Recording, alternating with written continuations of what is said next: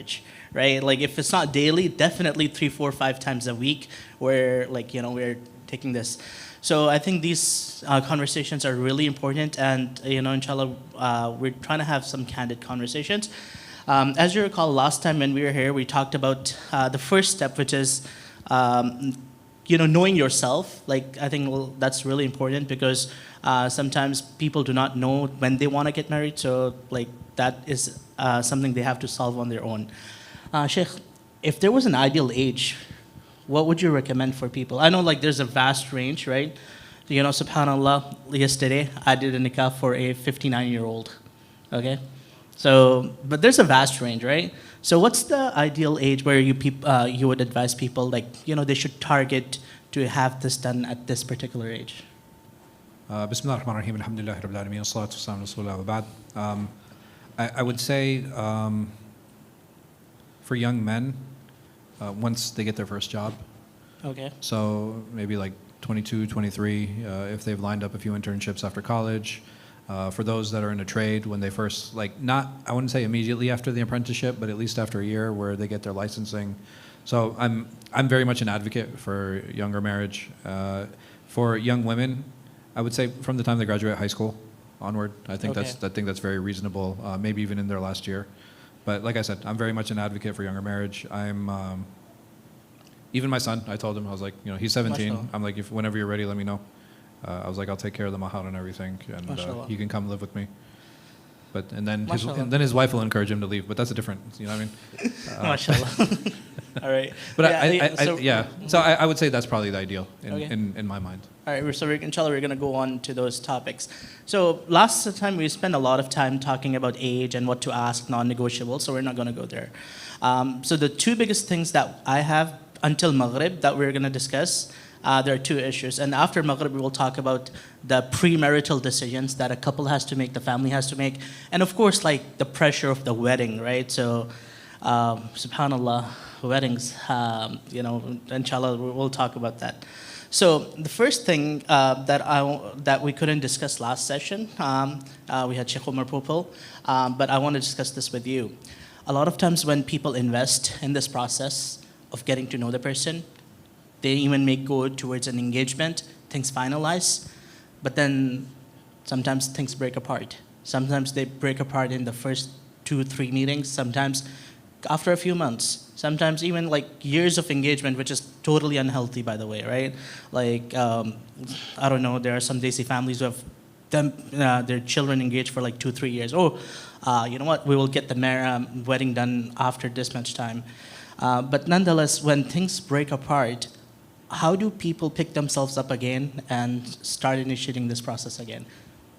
So I think emotional entanglement and heartbreak is like a real thing.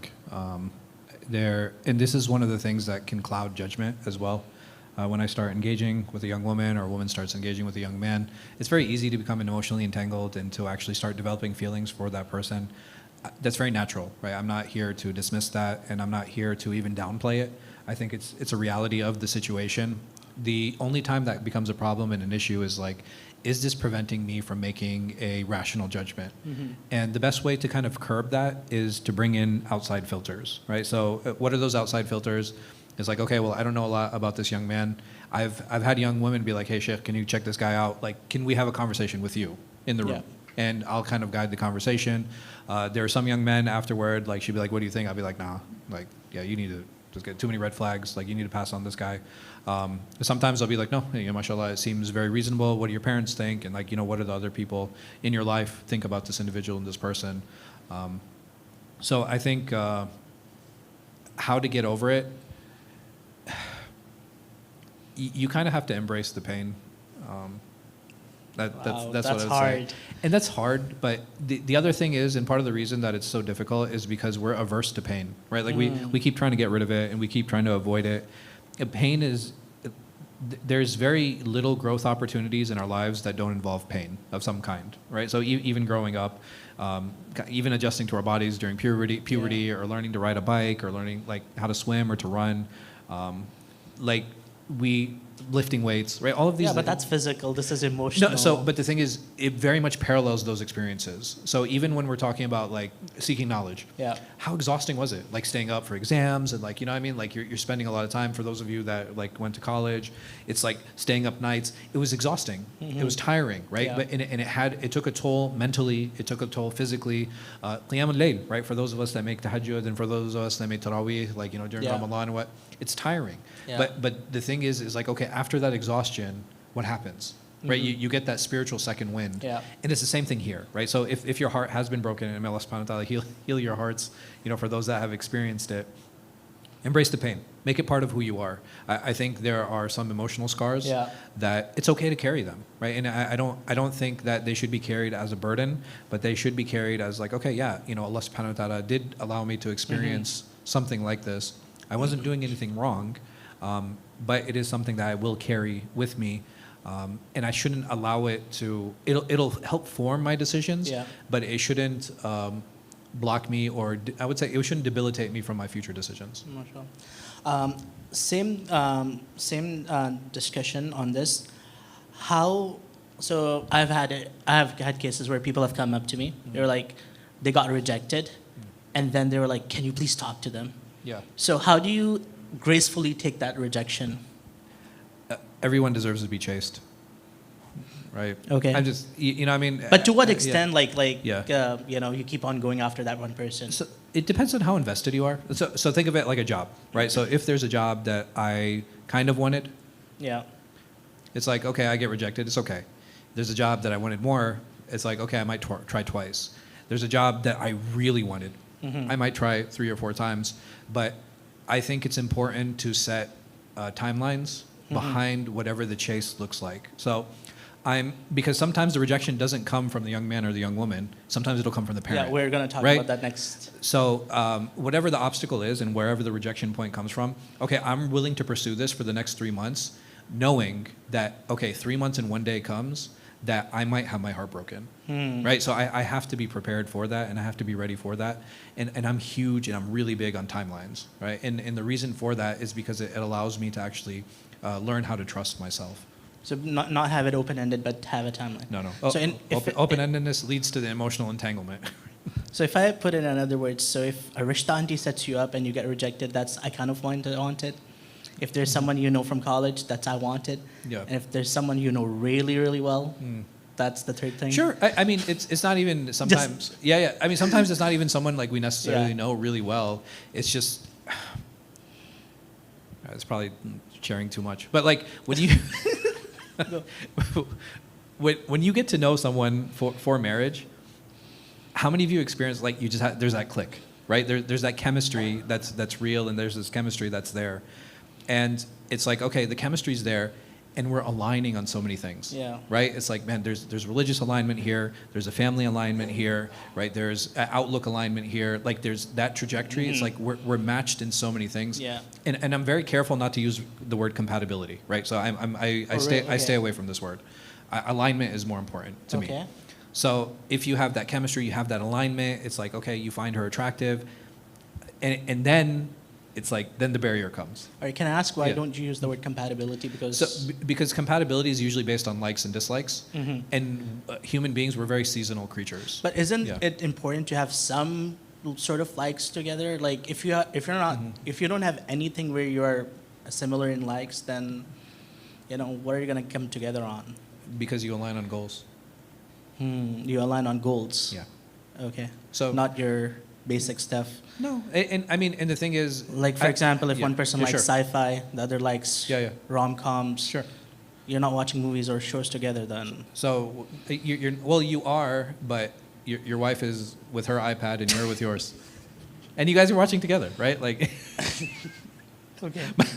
my wife likes Pakistani dramas. Like I love Great. anime, right? Like Yeah. it's not gonna work, right? Okay. So you'll be like, why are you watching cartoons? SubhanAllah. All right. So in that whole phase where, like now you're very close to making a decision, right? What's the right indicator that, okay, you know what, the decision has to be made now? Meaning like, let's go with it. Sometimes people like stretch that out too much. Sure. And it falls apart. Honesty. Honesty with them. Yeah, with themselves. So basically, like a timeline, like you share that timeline with the other person. Yeah, saying, 100%. Hey, by this time, I'm going to make a decision. So I had a young man. He was like, Yeah. he's like, I'm trying to court this young woman, and I want to get married. And he's like, I was like, okay, are you ready? Mhm. And he's like, yeah. And I was like, is she? And he's like, no. I was like, then ask her what she needs to be ready. And you can Okay. tell her and be like, hey, listen, I'm ready. I don't need to know anymore. I'm ready to pursue. I'm ready to Okay. get married. What more do you need to know about me so that we can speed So up you're that like timeline? being very honest at that time. Like, That marriage is such a relationship that it can only be built on honesty. Mhm. That's it. true. Yeah. Right? If I'm not honest the entire step of the way and she's not honest the entire step of the way, that will undermine and destroy the marriage. Right? So So let alone that's the a process. really important Yeah. point. Like, okay, go on more on this. Like, Yeah. So I'm saying Because at that point, Yeah. a lot of people like, you know what? Let me just obscure my education, my work, my Yeah. family, and to be honest, naturally, like if you're going out with a person, right, and the intention is to win them, every person has their flaws. They have things they want to hide. we all got quirks, man. Like we all have shortcomings. Yeah. So how do you do that? Like, it's really hard. Like it's not easy. Right? Like to say, Sure. okay, you know what? Yeah, I dropped out of college after 2 years because Sure. I want to pursue this, Yeah. rather than saying, okay, I've graduated or something like that. Again, Honesty. the honesty, man. It's so fundamental and so important. I remember when I was courting my wife, my parents had told her parents that, okay, he's going to. I was in Pakistan at the time. They're like, yeah, he's planning on doing his MBA, and he wants to. He's going to try to get a job locally. We have some connections and this and that and da da da. So I was going out for salah, and her father was walking with me, and I was like, don't listen to my parents. I was like, that's not going to happen at all. I was like, if I get accepted to go study overseas, I'm going to go and study overseas. I was like, that I don't mind as a backup plan. I was like, but I want to be honest with you, and I want to be upfront with you. Wow. So you know what he did? He told my wife, he was like, this guy's really honest. I'm just like, Mashallah. you know what I mean? That rewarded you. It's like, you know what I mean? So he actually went and told her, and it was one of the things that he was impressed with. He was like, he's very honest about his relationship with his parents. He's very honest in what it is that he wants to do. He's very straightforward. I can trust that, but I will leave the decision in your hands, and it is something that I think it's very noble. All right, so, inshallah, if you guys are thinking of some questions, do write them down. There is a QR code you can scan. So I want to move on from sections to sections. So as I said, there's 2 parts that I wanted to discuss before Maghrib, and inshallah, after Maghrib, we will have another discussion on 2 other parts for half an hour, and then, hopefully today, we get to get more questions from you. So the next part that we want to move on to, and it's a very tricky situation, and that happens in this process of like you have made the decision. Let's say there's a roadblock from your parents or from your families. How do you navigate that roadblock? I'm sorry, can you repeat that? The roadblock from your parents. from the parents. Okay. Or from the not the family, let's parents. Sure, Like we the want to parents talk about the specifically. parents, Yeah, right? sure. Because another very common occurrence that happens to us, like, can I marry without a wali? Sure. All that stuff. So Yeah. go ahead. So the only question I have for young couples is like, is it worth it? Are you willing to continue with this relationship and continue with the marriage with the knowledge that there's a very good chance that your children will never see their grandparents? And I'm not saying this as a judgment call. I'm not saying this, and I tell couples this. I was like, I'm only telling you this because I want to be very transparent with you with a potential outcome. But if you decide that yes, that it is worth it, I was like, I will help you. Right? Again, full transparency. I have taken wilaya from Yeah. certain fathers myself. I mean, those situations where Yeah. like, but is that the first step? Like, let's say parents are saying no. Yeah. So what should be done? Like, let's say hypothetically, there's a couple, like they both are interested in each Yeah. other. One of the parents are saying absolutely no. Sure. I mean, I would explore why. That would be the first step, right? The first thing is like, okay, well, why is your mom saying no? Why is your dad saying no?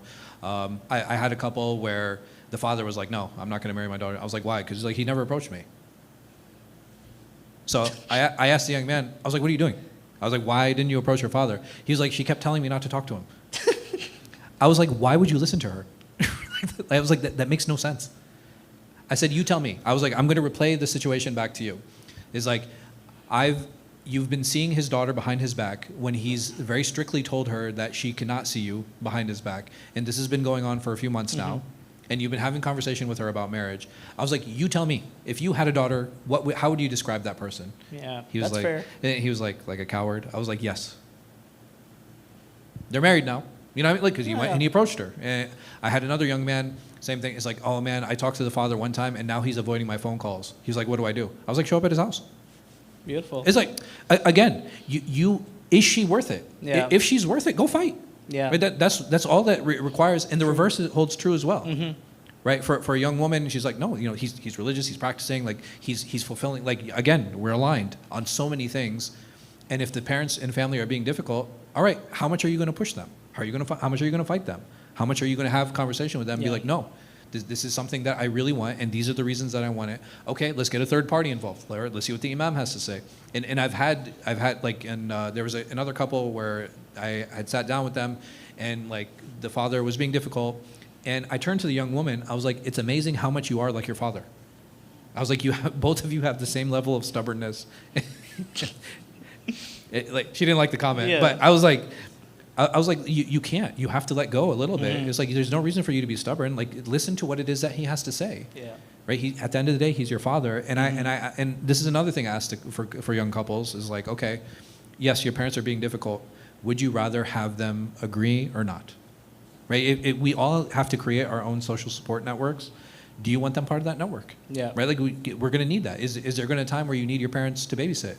Is there a time where you might need to ask them for money? Is there a time where you might need them? You know what I mean? Yeah. Like, okay, if you want them to be part of that safety net, doesn't it make sense to at least try to convince them? Yeah. So, to his point, don't give up on like the first. Like if you're really pursuing something, a lot of times dealing with parents is like the first thing that comes to our mind is, oh, I can marry without a wali, or you know what, I don't need my parents' permission to marry for men, right? So that becomes really hard if that's the first step you're gonna do. Like, do explore the reason for why they're rejecting. What are the possibilities? What are the ways around it? And then, a lot of times, it's just like gaps in communication. I'm saying, even if they don't, we will. Right? So if a couple comes to either of us and they're like, hey, listen, our parents aren't like, I was like, okay, let me talk to your parents. Right? That's it's step one. The third person, yeah. Right? That's step one, is to be like, okay, cool. Who's being difficult? Oh, well, it's my mom. Okay, let me talk to her. Yeah. And I've literally gotten, I've gotten their mothers on the phone. I'm like, why are you giving him a hard time? And she's like, oh, he's not working, blah, blah. And I was like, bro, why aren't you working? Why didn't you share that information? Yes, she's 100% right. Right, yeah. Right? Sometimes it's just timeline. Like, they were like, okay, we want them to prove themselves, right? So a lot of times the parents of the girl are like, I want to see the boy, like, have a solid plan or something like that, right? And, at that time, don't give up. Like, just pursue with it. And, Okay, at what stage parents become actually unreasonable where you were like, you know what, I would recommend you to go marry without. So I can give you examples. Yeah, and that's what we are sharing, because we see these cases on such a regular basis where this happens. Yeah. So I've taken wilaya from a situation where the father was like, he's not from our culture, right? So I've been like, okay, no problem, I will perform the wedding. I've taken cases where the father was actually irreligious, and he didn't want her to marry because the guy was religious. So I took it in that situation as well.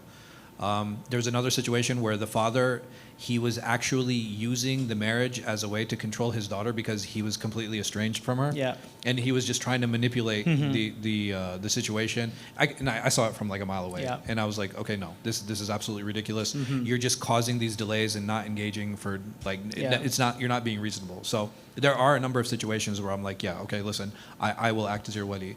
I can think of a case where there's a young woman who came, and her father had told her that he doesn't want to allow her to marry this young man because, for racist reasons. Yeah. But when I spoke to the father, he actually gave me reasons that I was like, okay, hey, listen, he's not wrong.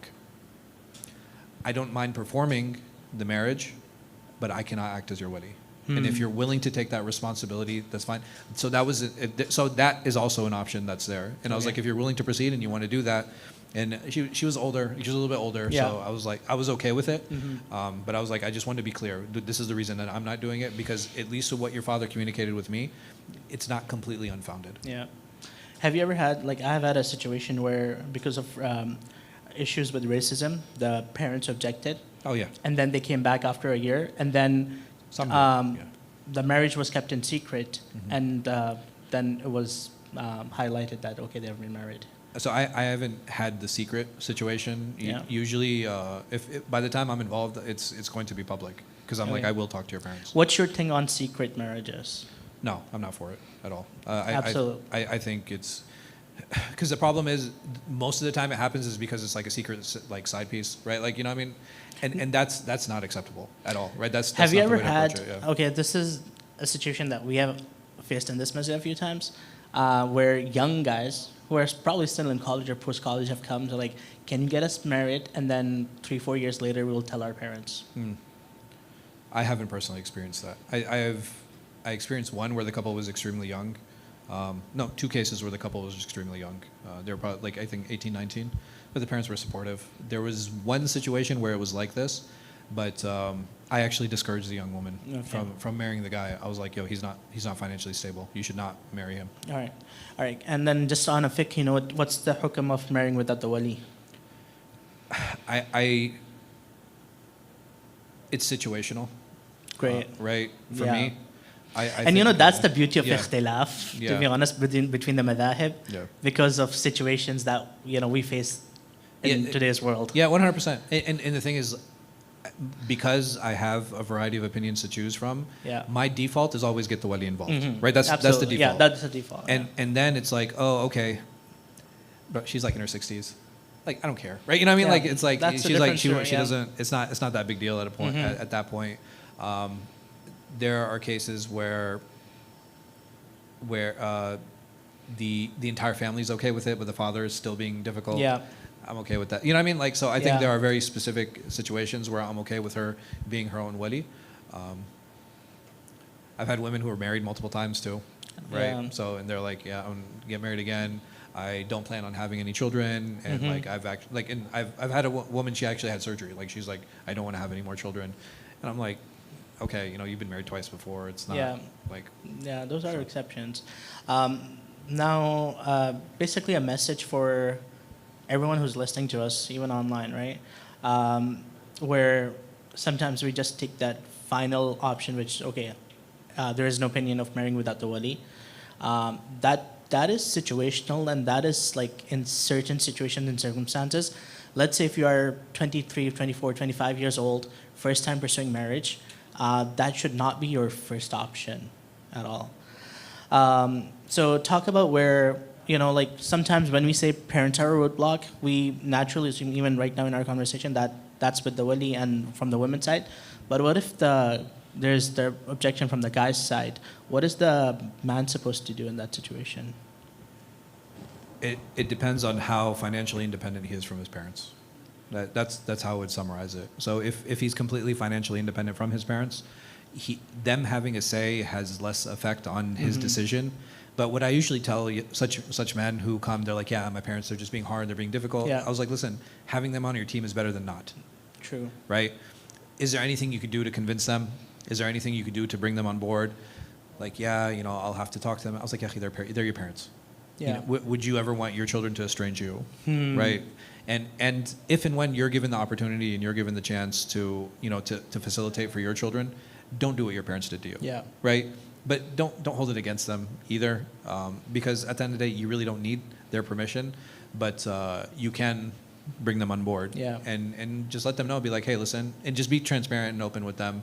Hey, listen, I really want you guys to come, right? I want you to be a part of the process.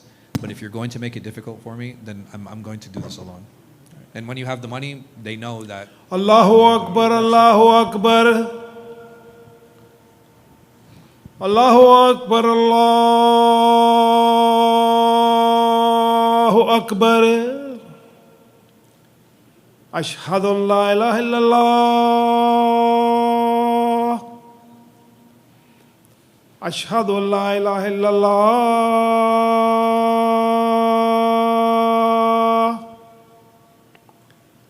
أشهد أن محمد رسول الله أشهد أن محمد رسول الله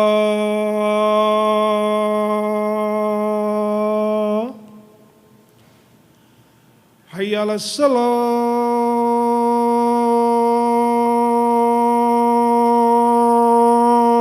الصلاة حي على الصلاة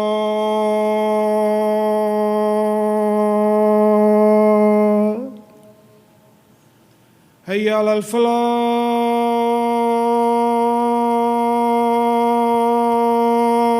الفلاح حي على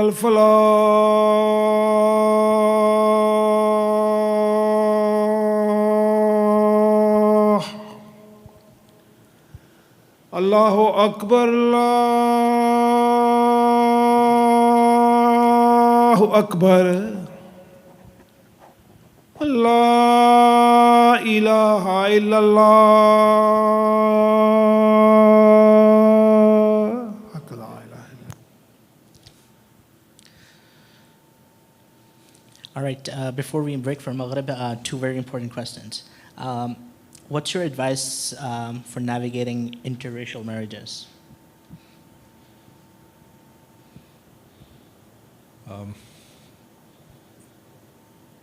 Same advice I would give to anyone navigating any relationship. I think it's. All right, can I ask yeah. you, like, Yeah, sure. what would you advise someone who has Desi parents, and if they want to marry outside of that? So I think if they're Desi, they're more tolerant of lighter, like skin tones. just being honest. Like there's a lot of racism in Desi. I'm Desi, so by the way, it's all good. I can speak about my people. I think they mainly have a problem if they marry in like probably African or Black American community. Yeah. I think that young man will have to do a lot more work to convince the family, to prove his stability. And the reason is that I think there are some things that are unfounded, which is just racism. And I think there are some things that are founded, where you'll find that there tend to be a higher percentage of breaks in such families. Yeah. So it's like, okay, well, what are the things that we can actually seek and look for to make sure that there is stability in this relationship? Because there's always exceptions to the rule. It's just a matter of proving, okay, how do we make sure that this is one of those exceptions? So there's extra work that they got. Yeah, there's extra work for Yeah. sure, right? And I think it applies for guys. I think it's easier, right? I think for young women, it's definitely Harder. significantly more challenging. I like just in general, right? I really have statistical data. It's just my experience. And Yeah. It's anecdotal. All right. So on that topic, more severe, interreligious marriages. Yeah, I discourage them. Okay. And So even for yeah. guys marrying, yeah, even well, I mean, only guys. taking, Like for yeah, women, I mean, for yeah, women, that's it's not we an don't option. recognize that, yeah. For guys, I discourage it. Anyone that comes to me, I'm very open and clear with them. Yeah. It's like, hey, listen, I'm only going to proceed if both of you in front of me agree that you're going to raise the children as Muslim. And in that situation, I'll go through the premarital counseling and we'll like go through the process. Actually, I just launched an app, mithaqmap.com. Okay. So you can check it out. It's an alignment app. So for people premarital? for premarital, yeah. Oh, nice. We can plug that in today. Inshallah, yeah. Mashallah. So That's amazing. Okay. Mashallah, like one of my students and friends, he Beautiful. made it for me. May Allah bless him. Alhamdulillah. But I think he had secondary motivations behind it. But Inshallah, that's fine. but it's okay. That's Allah bless him. Having multiple niyas for things Yeah. is fine. Alhamdulillah, no problem. All right. So in that situation, let's say someone's even looking in that looking stage, you would strongly discourage them to look, like for men to look outside of Islam. Yeah, 100%. It can take a toll on your religion. Yeah. I think a lot of people be like, oh, he's going to stop practicing. I've seen a lot of mixed, I'll say inter-religious couples. He's doing his own thing and she's doing her own thing, Yeah. right? Like it works. I don't really see like major problems in those relationships. Usually the problems are with children. All right. Right. The moment they have children, that's when it becomes That's an when issue. it becomes, yeah, an That, issue. so I would say if there are problems, 90% of the time is like with the child. And then- Like, so she might not be practicing, like nothing, and then all of a sudden. And that's usually like when the has a child kid, turns I'll go 3, church. 4 years old. Yeah, yeah. That's when we're like, oh my God. I No, need they, to all make of a sudden these they wake up and Yeah. they're just like, oh, Yeah. my child needs a religious identity, even though like you were atheist like 3 days ago, right? Like, or like I Yeah. won't say atheist because I wouldn't Yeah, have yeah. allowed that, but it's like, okay, like you weren't really practicing, you weren't going to church All or of a sudden anything. that's mixed up, yeah. All of a sudden, like you need to go to church, but again, because there's like a crisis of identity and a crisis of faith for whatever reason, which is why I discourage it. All right, and then a very important topic, and I want this may go on after Maghrib too. In situations where the other party is a convert or they want to convert to Islam, so there's two things. One is like those converts who have already converted on their own, not for marriage, and sometimes they face a bigger challenge in getting married. Second is where the other party is not a Muslim, but for marriage they want to embrace Islam. So, for young women that come to Islam, I tell them don't accept suitors for 6 months. Okay, great. Right. So when you were talking about like it's difficult for new Muslims to get married, for new Muslim women it is not. There are so many predators. There's so many predators. It is wild. The number of young women that have come to Islam and have started practicing or whatever, it's like, yeah, this guy in Egypt or like this guy in Morocco or like They will teach me Islam and better. He's and, like, yeah. not just that. He's like controlling her and treating her like a wife from over there. Yeah. All of a sudden, she stopped coming to classes. She stops interacting with the community. Like, and this is a real thing. And unfortunately, it's very rampant. So like any young woman that comes to me and she's like I usually give pieces of advice like that once they do their shahada, I'm like, hey, listen, not every Muslim is out there for your best interest. If you have any questions, always go to community leaders. Don't ask other Muslims. And for young women specifically, I tell them, hey, listen, wait at least 6 months until you take suitors so that you can develop your cadence with your religion, And and then that you way you can start, understanding how to, because you can navigate both, right? Like you can walk and chew gum, but it's just having that gap in kind of developing that Muslim personality. Yeah. I think that takes a little bit of time, and in that time specifically, there are a lot of predators who are True. waiting to take advantage. So just hold yeah. up. Let's break for Maghrib and Yeah. come back on the second topic, inshallah. Jazakallah khair. But the conversion marriages, I don't know, I kind of like those, man.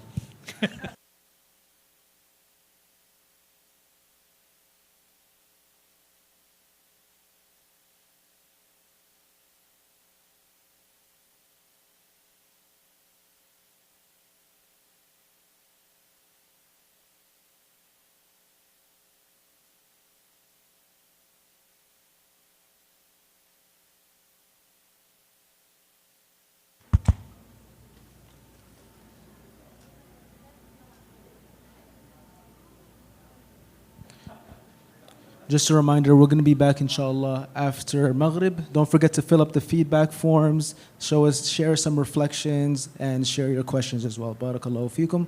Wassalamu alaikum wa rahmatullahi wa barakatuh.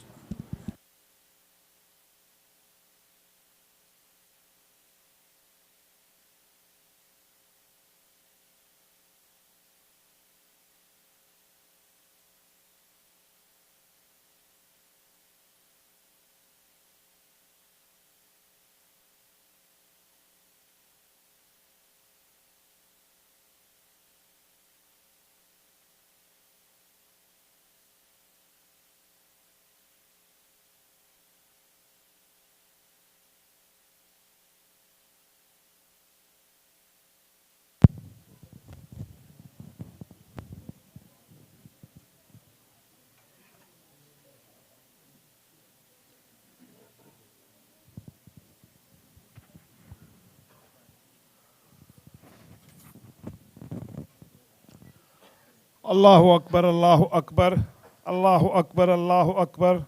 Ashhadu an la ilaha illallah, ashhadu an la ilaha illallah. Ashhadu anna Muhammad Rasulullah, ashhadu anna Muhammad Rasulullah. Hayya ala salah, hayya ala salah. Hayya ala al-falah, hayya ala al-falah. Qad qamatis salatu, qad qamatis salah.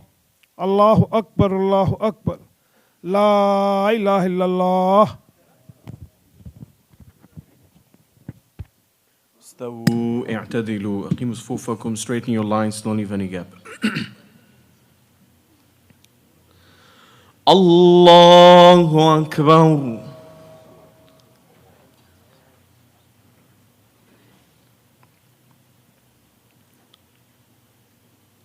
بسم الله الرحمن الرحيم. الحمد لله رب العالمين الرحمن الرحيم مالك يوم الدين. إياك نعبد وإياك نستعين. اهدنا الصراط المستقيم صراط الذين أنعمت عليهم غير المغضوب عليهم ولا الضالين.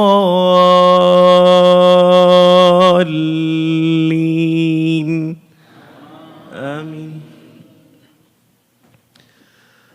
وآية لهم الأرض الميتة أحييناها وأخرجنا منها حبا فمنه يأكلون وجعلنا فيها جنات من نخيل وأعناب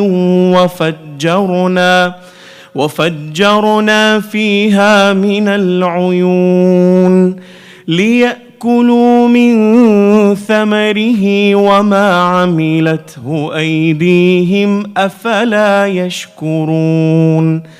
سبحان الذي خلق الأزواج كلها مما تنبت الأرض ومن أنفسهم ومما لا يعلمون.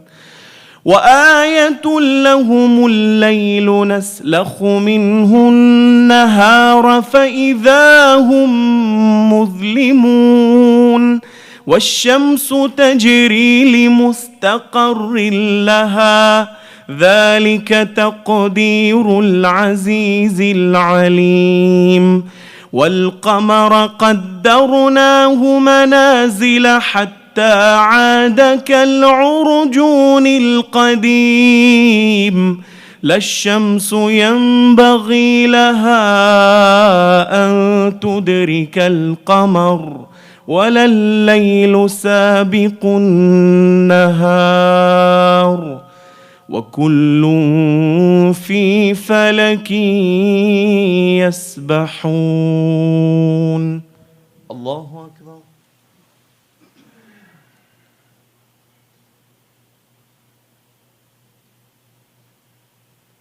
سمع الله لمن حمده. الله أكبر.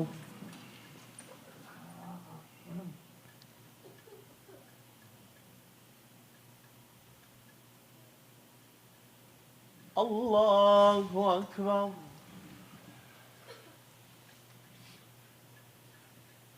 الله أكبر.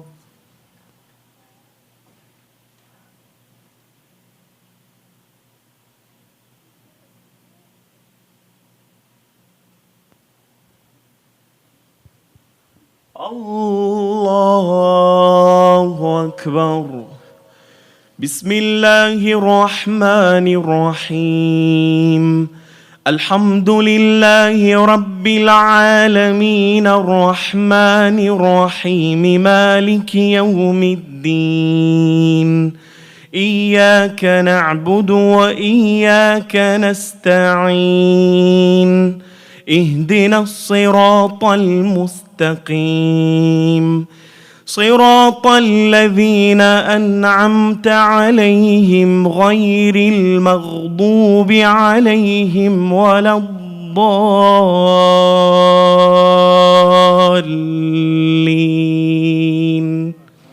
آمين.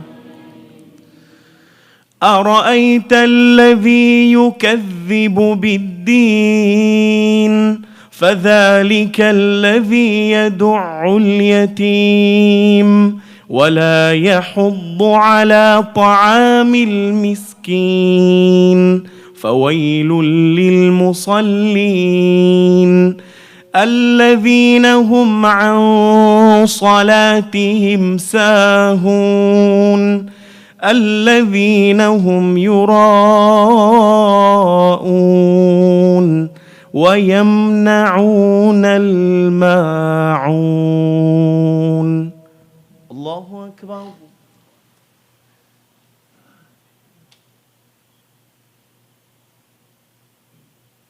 سمع الله لمن حمده. الله أكبر.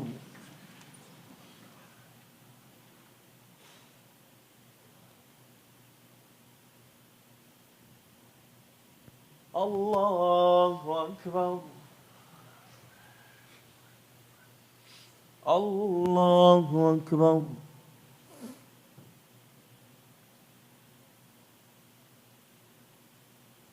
الله أكبر.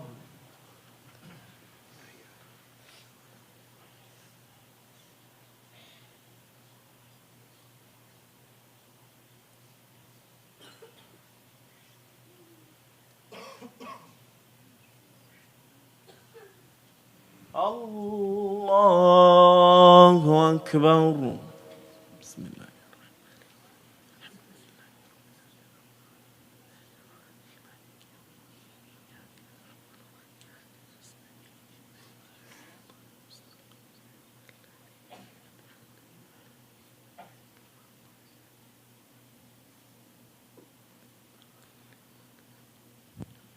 الله أكبر.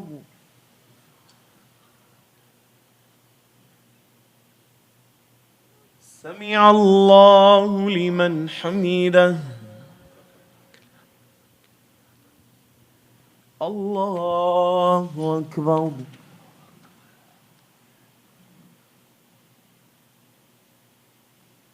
الله أكبر.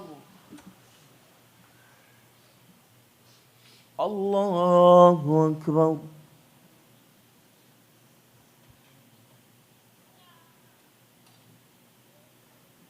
الله أكبر.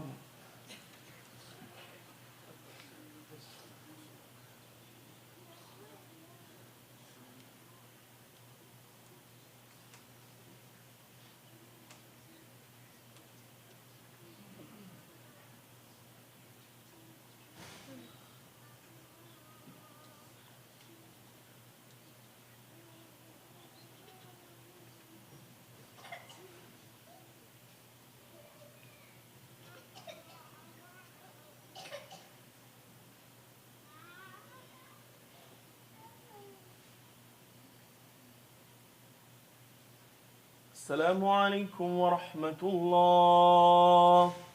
السلام عليكم ورحمة الله.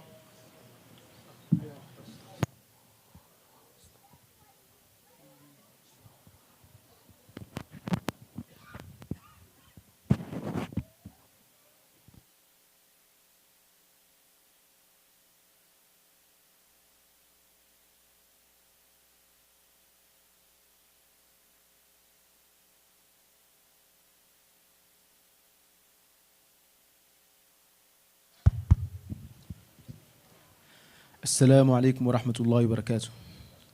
I just wanted to let you guys know, inshallah, after we pray our sunnahs, we will be reconvening upstairs for our heart-to-heart, specifically on the topic of marriage. We've been having a fantastic conversation with our Imam Farhan and Sheikh Abdul Ahad on the conversations that are leading up to marriage, the wedding planning, and a lot of these difficulties that come up that all of us are going to have to face one time or another, inshallah. So please join us upstairs for the rest of our heart-to-heart. Barakallahu feekum. Wassalamu alaikum wa rahmatullahi wa barakatuh.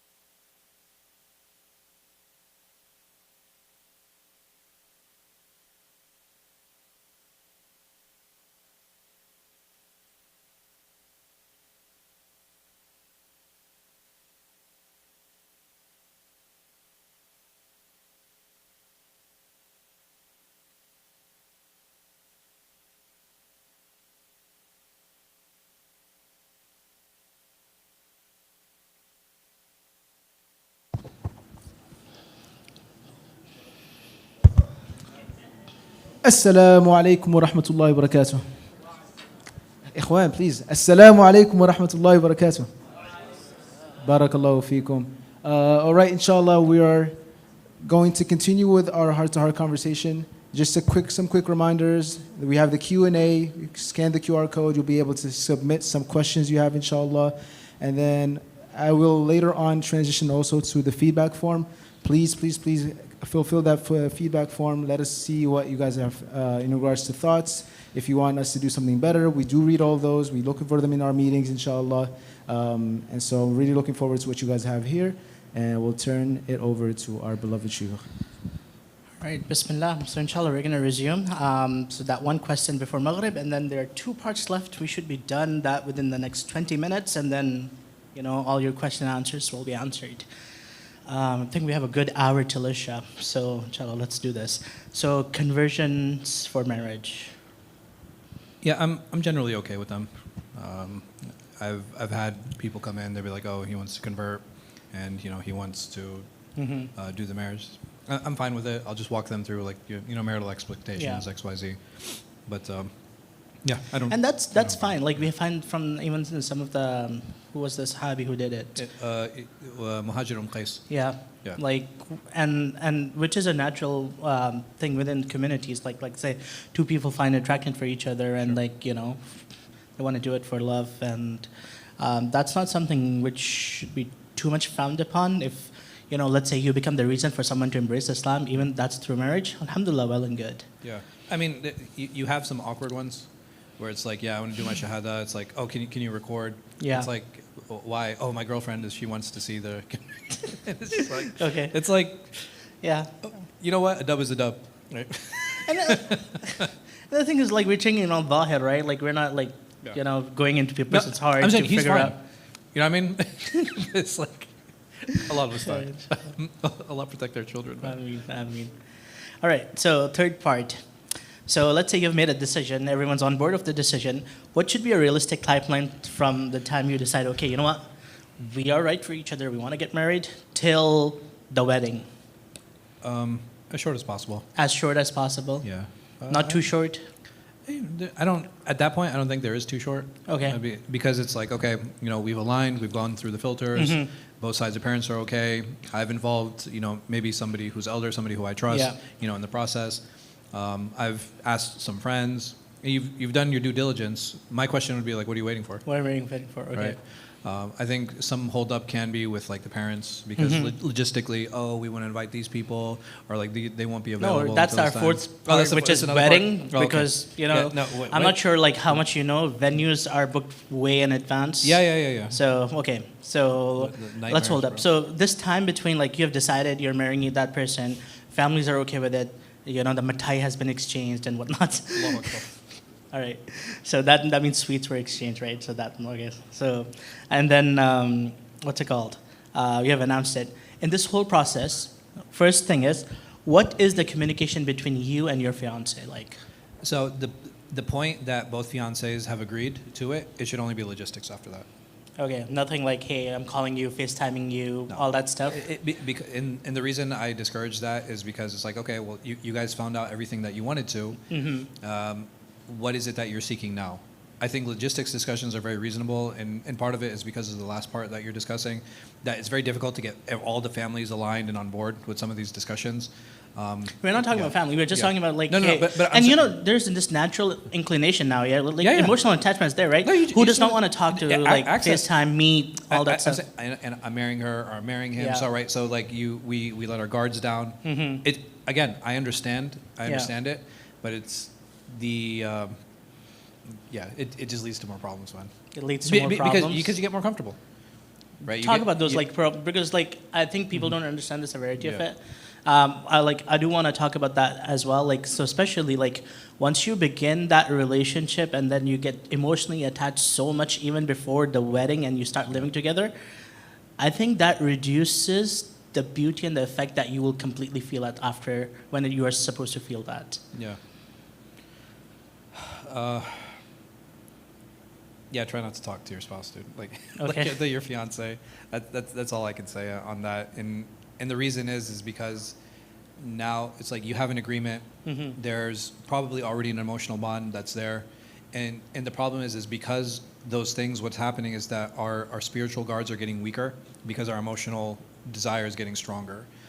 So it's difficult to kind of maintain that. If you can, like, try to keep a third party involved if you do need to discuss or you need to engage. But like I said, they're not because it's prohibited for the fiancés to talk, but I will say it's like keep it logistics because otherwise it's going to turn into, oh yeah, hey, how's your day? You Yeah. know what was going on, and then the conversation. He didn't starts wish me slipping goodbye from you. or good night. Yeah, and yeah, Then, like- you're wondering the whole night Well, what well, happened. and- Did I do something wrong? And not just that, there are spousal expectations that happen, Mm-hmm. and it's like, well, you're having these spousal expectations. I remember there's this couple, they're getting married, and she was like, yeah, I want him to do this and this and this. I was like, I appreciate all the things that you're asking for, you're demanding, but he's not your husband, right? Yeah. And that's sometimes it's difficult to hear. And that's why the Yeah. the time between engagement to wedding should be small. small, It shouldn't yeah. be long. All right. So another scenario that happens in this premarital period would be Eid has come, birthdays have come, an occasion has come where families are expected to interact. What would you advise them? Like, because sometimes, like talking about different cultures, there are certain expectations that is built. Like, hey, they didn't call us, they didn't wish us, they didn't do this to us. Do the best that you can to fulfill them. That would be my advice, because there are always going to be family issues that need to be navigated. But what I will say is that there is a halfway spousal role that happens between fiancés Yeah. before marriage, in the sense that she should be representative of the family unit and the family unit is her fiancé. Like, I just want to be very clear that she needs to be representative of that to her parents, and he needs to be representative of this to his. To her, yeah. Meaning that if you have, because sometimes you have both fiancés that are very practicing, but one side or both sides of the family are like not practicing at all. So it's like, oh, well, we want them to come over for her birthday, and she's like, I don't celebrate my birthday, right? Yeah. Like, Yeah, example, stuff like that, right? yeah. And not to say that it's wrong, right? So I want to be very clear, but it's like, okay, well, she doesn't do it. Why do I? She's the one who has to actually engage with her family, right? And the opposite on his end is like, oh, it's our anniversary. Why didn't they wish us happy anniversary? And blah blah blah. It's like, because I told them not to, right? Like you Yeah, ha- that person has to go back yeah, for you. Exactly. Yeah. Like you have to go to bat for your fiance in those situations. Yeah. And I think that's the only way to really reasonably manage or handle Manage them. those out. Because there's no leverage on either side of the family, right? So like the in-laws speaking with the other ones, it usually doesn't end well. So I think there are some things that if we are in the situation, we have to kind of take on the chin as the fiance. Right. And on this whole period, there's just so many issues that can go wrong if they're not handled properly. So for example, like there was one case where I was dealing with, the in-laws expected to take the girl out for dinner in order to, like get to know her. Like by herself. Yeah, by herself. Oh man, there's like very few cultures that would be okay with that. Right? So like, this is like a very tricky period to navigate. Sure. So we talked about talking with each other, and you were saying like limiting that to logistics. We talked about families interacting with each other. What about we'll talk about wedding, but is there any other communication that you see happening, or a relationship? Or what type of relationship is supposed to be developing in this period? After they've both accepted, I think things are cemented. It's just a waiting period at that point. Yeah. And working out final logistics. That, hey, listen, my parents want to come over, or whatever, right? Like, I think it's just communicating logistics at that point, so not to further entrench yourself emotionally, because there are still a few steps until the wedding, and a red flag can appear in that time. And I'm being very honest, right? So, okay, we align, everything's good, and blah blah blah, but he has the inability to actually confront his family. Like, that's a huge red flag, right? That is not a marriage that should be pursued, because the wife is going to feel disrespected time and again. And she's not going to trust when he goes to his family, right? You know what I mean? So, like, I've seen that happen, where it's like they've aligned on so many things, but when it actually came time to getting to that space, he's not advocating on her Yeah. behalf, right? And that's a huge problem. Yeah. Or the opposite. All right. Any other premarital discussions that needs to happen in this period? Other than wedding, like leave Yeah. wedding for a minute. Yeah, I mean, I can't think of anything. So, with the mithaq thing, is like I have certain domains, like finances, Yeah. lifestyle, family, children, religiosity, and how do you deal with anger, right? How do you Yeah. manage it? So those are there's like 6-7 domains Mm-hmm. that I have in there that if these in general are aligned, it's okay. Yeah. Then the marriage can. So there's a one higher, one of there's a the higher things chance that I of- want to highlight is like I think really important. Like once the decision has been made, it's important I think for fiancés to talk about finances, and second is living arrangements after marriage. Sure. Because sometimes when they do go undecided, they become a huge factor in it, like in that early period where things just completely fall apart. Sure. Like we have had some cases where like his money is his money, my money is my money, Yeah. or his money is my money, stuff like that. Yeah, and it's unfair. So I will say that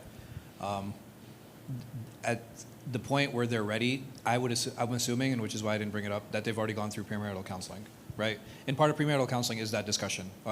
How do you expect family set up an arrangement? Yeah. Okay, what are living arrangements going to look like? What are finances going to look like? What is home life going to look like? How are you guys going to split up chores, right? Who's going to contribute what? When do you guys want to start trying to have children, right? So Yeah. these are very important conversations that need to happen in that premarital counseling session. Great. So you brought up a very important point, which is the premarital counseling. So alhamdulillah, at this masjid, we have said I don't perform any nikahs if the premarital counseling session is not done. That's good. Because a lot of times, very important, even on the day of wedding, they don't have the mahr decided. I was Yeah. And that's- why do you got to make things so awkward on the day of the wedding, right? This is the stuff that. Well, I think there are some families that are a little bit malicious, Okay. that they wait because they're because Now he's people can't back out. He can't back out, right? And he's cornered. Yeah. It's That's coy, man. It's That's it's so bad. It's so bad. But I can't say everyone, but I definitely there are some situations I'm like this happens. y'all knew, you knew you already You're had trying to him. do You know this. what I mean? You had it. You're just trying to squeeze him now. All right. So within us at Darul Noor, the premarital counseling session is on 5 things. So we talk about lifestyle. Number 2, expectations, career expectations, education. Let's say you're getting married, and then 3 months into the marriage, one of the spouses says, "Hey, I want to pursue med school. I want to go to law school," right? Even though that's something that should be talked about, right? How do you do that? Number 3 are family expectations, what your in-laws are expecting of the spouse. Number 4 are finances, and number 5 is conflict resolution. Let's say you get into a conflict, what do you do? Another very important thing that you just highlighted right now was when to have children. Do you have some sort of an intimacy talk or don't?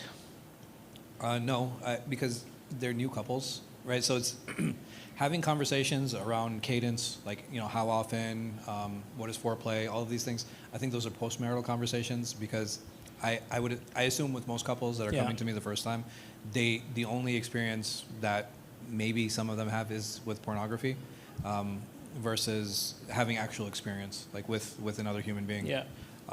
So those conversations are usually post-marriage Yeah. versus premarital. That's another topic, to be honest. I'm just sharing. This is a young adult crowd. We think I remember I spoke to you briefly last time. There should be a workshop on the etiquettes of intimacy. Sure. Even adults sometimes they're very scared because Yeah. the culture of pornography is so wide Yeah. within us. It's one. It's one problem. The other Yeah. problem is, I would say, and I think because it's a result of that in some cases, the view of sex itself, right? What is it for some women? The problem is this is the only way that I actually can exert some control over him, so it becomes a weapon. And for some men, it becomes a demand and a Yeah. right? It just becomes an automatic expectation, regardless of what it is, and it's very toxic. Yeah, and that education's not there. Yeah. Subhanallah, And it's okay, well, if this is a problem, right? And this is something that needs to be solved because for men, how they express emotional intimacy Yeah. is through sex, right? Just being very honest. And for women, they'll feel more and more used if he's not engaging with her emotionally. Yeah. And it's just it's a really toxic cycle. Yeah. So, but that topic of having kids should be talked before, right? When Yes. to have Oh, or 100%. all that stuff. 100%.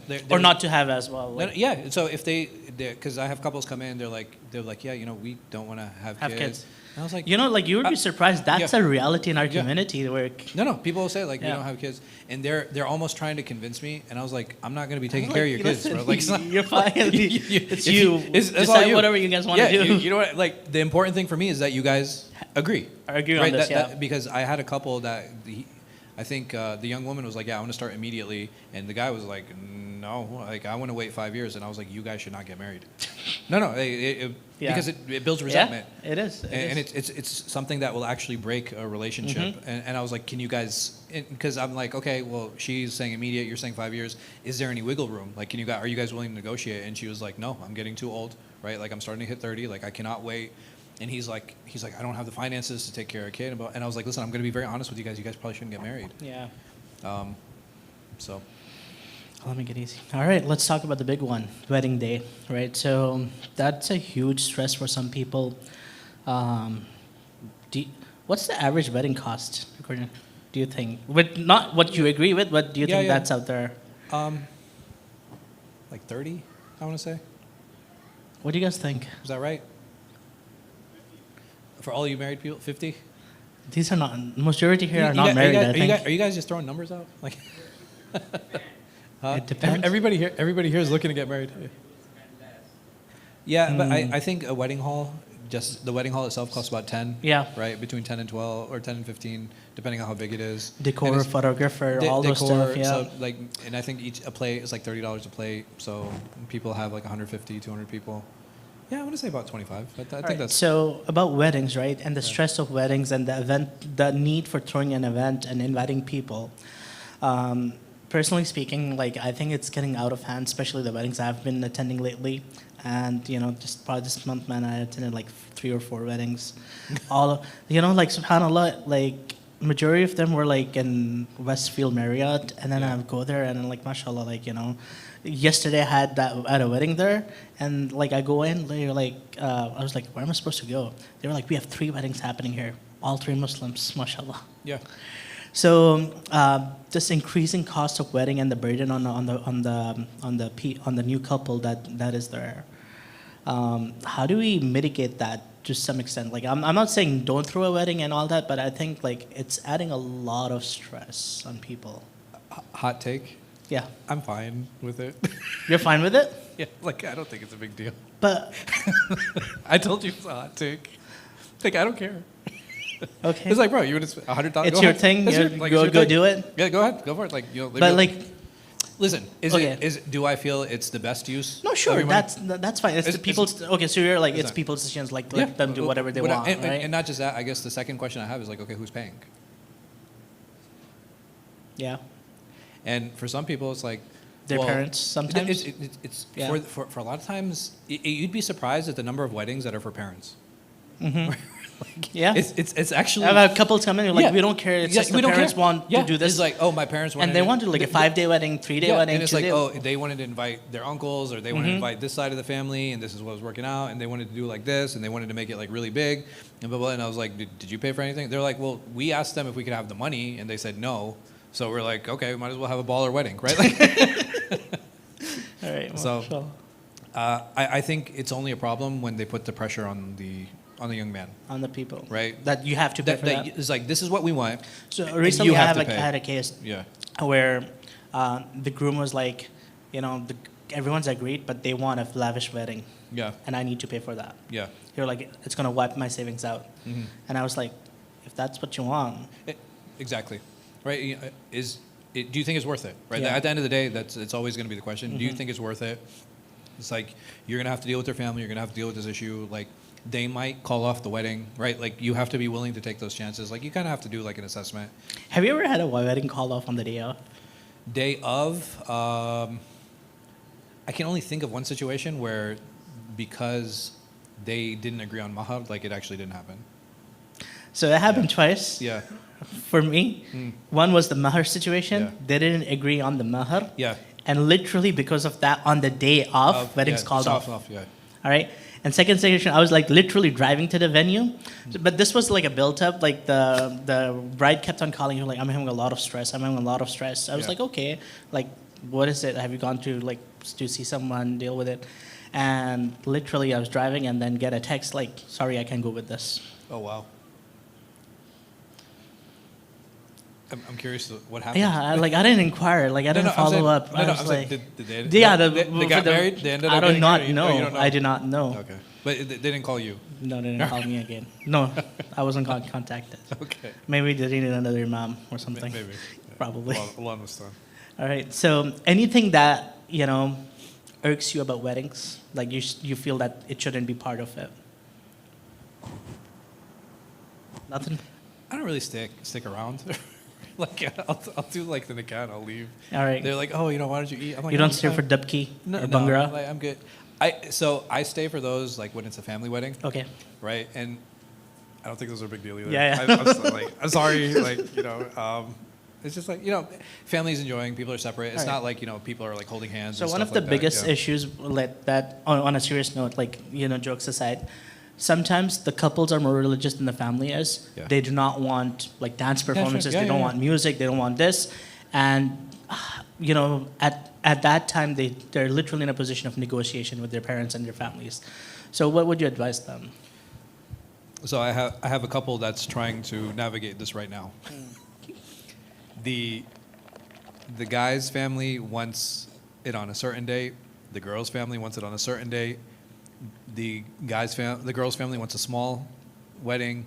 The guy's family wants a big wedding, and they're like, they're just not agreeing, and they're just this constant back and forth. I was like, number one, why is there back and forth? And they're like, I was like, your job is not to be the middleman. And I was like, neither of them are agreeing. He's like, no. I was like, both of them are being difficult. He was like, no. I was like, then you be difficult. Okay. I said, choose a date that neither of them like. Choose the number of people that neither of them want. And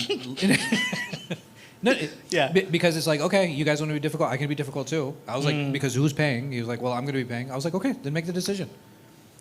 And if you show to her family, I'm not appeasing my family, and if you show to his family that I'm not appeasing his family, it's okay. Let them be mad at you, right? Like, you know what I mean? Like, just take it on the Yeah. chin, like take it on the chin. Let everybody be mad at you, but you enjoy your day. Because right now, are either side happy? He was like, no. Yeah. I was like, okay, then you be happy. Right? Yeah. Like if they're both if Yeah. they're upset anyway, Yeah. okay, then you choose. Like, what is it that is going to make you happy? And because the young woman, she's like, I don't care. Like, I just her family's like really religious. Yeah. And they're like, we just wanted something small. We just want to do it in the calf. We want to get this done as quick as possible. And they want like a dholki, and they want Yeah, yeah. like the mehendis, and they want, you know what I mean? Like, they So just those want who these, don't like- understand, these are Yeah. like pre-wedding events that like sometimes happen in like few weeks and months before wedding itself. It's like a build up To to it. the wedding. Yeah. Yeah. So I was like, you guys put your foot down. Like, put your foot down, and you have to make the decision. But be prepared to make everybody upset and angry. Yeah. So, All right, so a couple of wedding decisions that I think it's important when you are in that getting to know phase to have and somewhere in that process to initiate that. A couple of times, where people fall apart, especially within taking religion as an issue, gender segregation in weddings, music at the weddings, and then fancy versus less fancy and how many events you want for the wedding. Those are the three I think that I've seen. I don't know if you want to add to that list. no, and I don't think they're a big deal in the sense Yeah. that they're all conversations. And it's just like, okay, is there a middle ground? And at the end of the day, and if I'm just being honest with all of you, is it a hill that you're willing to die on? Right? Yeah. And Yeah. is this something that is so fundamental? Because remember, the wedding is an event and a marriage is for life. Right? I want to be very clear in that. Are you willing to give up for that one day, XYZ, because you know that you're going to have a long-term marriage with this person? And sometimes we forget that, right? Like, we get so caught up in the wedding. Yeah. That reminds me of an interesting meme. They're like, all I wanted was a wedding and I got caught up in a marriage. No, in the thing so this is actually a pet peeve of mine. I was like, you guys sound like you're more invested in the wedding than you are in the marriage. And that's the reality of And it. I was Because like, for yeah. some people, it's just the wedding, the big day. That's the goal. Yeah. And it's like, no. The goal is It's the the next afterwards, day. yeah, Right? the The goal is day the after, next day. yeah. It's And the not lifetime the wedding after itself. that. Because your wedding might be terrible, Yeah. but your marriage might be amazing. Beautiful. And it's like, okay, what if you have an amazing wedding but a terrible marriage? Marriage, Right? yeah. It's not worth it. And is ideally, inshallah, you know, you guys get both. But at the end of the day, if I have to make a choice, all right, well, that's the choice that I would make Yeah. every single time. Yeah. Weddings are, okay, my thing, weddings are overrated, right? Marriages are I agree. underrated. Listen, Like, even if I think that that's stuff is my okay, personal thing, yeah. I agree with you. Yeah. No, I'm saying I agree with you. I think weddings should be small. I think if there's any money that is to be given, any money that is to be done, it's like, bro, give them a down payment on a house. Beautiful. Help them out. Like everybody's crying. $50,000 It's like would be a nice it's like, chunk bro, of change. everybody's crying about, oh, the economy and this is that. It's Yeah. like, okay, give them money, right? Like if you Yeah. know, if you're giving them a foot up, if you want to give them a step up, give them the cash. Support them. Right? Yeah. This is the best way to do it. What are they going to do with a dholki? What are they going to do with this fancy setup? What are they Yeah. going to do with, nobody, when was the last time you remembered what you ate at a wedding? Who cares? It's like, oh, this person spoke, and how many, I don't know, is this a And new wedding trend? speeches. Yo, oh my God, bro. Yo, is this a new thing? Like wedding speeches? There's like 12 people. It's like, and the groom's best friend. It's And a the groom- eulogy, man. They're eulogizing the person. It's a Muhammad groom. was such a nice person. Growing up, we had this, and like we did this, and we did that. And the groom's neighbor. It's like, that is a pet peeve that I have. Right? All these stupid speeches. And no one's listening to them No either. one's listening, right? Everybody's just waiting for the food. Even people say to me, they're like, Sheikh, like your wedding talk is not long. I was like, because nobody's listening. Right? Like, why? like a khutbah, It's man. that- Like, when what was do the you last? expect? When was the last time? It's like you went to a wedding. It's like, man, that imam gave an amazing speech. Like, who cares? Yeah. And you know, another thing I want to plug in, imams don't have to give a speech at the wedding. If they've done the nikah, don't worry, man. Like, I will be okay without giving a speech. Listen, don't give a speech. Yeah. Like, ideally, because you know why? Because the imam, he already did premarital counseling with them. He already had a conversation with them. They've already gone through the filtering with him. All of the important stuff is done. Bro, let me tell you, I got caught up in this family friend's wedding. Yeah. Like, did their premarital counseling, gave a speech on their engagement, gave a speech on their nikah, gave a speech on their wedding day, gave a Mashallah. speech on their reception day. Mashallah. It's And like- they were all four back to back. It's like you had like And a I series. was like so done with it. Yeah, I was like, you had- subhanAllah, like what else do I talk about? Like, Classes, bro. Like you have a series of classes. It's like, mashallah. Do you ever see anybody with a notebook at a wedding? yeah. Like, mashallah, like so much benefit. Yeah, but you know, subhanAllah, like it's jokes aside, but like you know, the guy's not passing away where you eulogizing them and saying, you know, like their life story and this was this. It's- What about the imams that talk about divorce? Have you ever experienced? No, I have not. Astaghfirullah. I've literally been to weddings where the imam randomly starts talking about divorce. And I'm like, bro, what are you doing? They've talked about death also. And I'm like, Yeah, yo, I have had that. Imam's like literally talking about it's like أكثر people are, هازم اللذة. I was like, it's like people are too happy here. let me gotta balance it out. balance it out. all right. So just to conclude this part, you know, yeah, like weddings is just one day. Marriages is, you know, years after that. So be focused on the marriage and yeah, try your best to navigate the pressure of those weddings and the stress of those weddings. But do try to break these cultural and societal norms that have been forming, because just because your friend did a fancy wedding does not mean you have to do it. But if that's something that you really want, like sometimes people want it, Yeah. good for them. You can afford it, go for it. You know, Bismillah. If that's what you want, Bismillah. And think of your kids at your wedding, Yeah, right? This is my advice for everyone. Remember all the difficulty and the hardship and the pain and like, you know, all the decision making that happened at your wedding. Make sure you don't do that for your kids, right? That's probably one of the best things that any of us can do. yeah. All right, let's go to the question and answers. Before I start, there was this one of the uncles downstairs asked me, what if you want your child to get married, but they're not ready?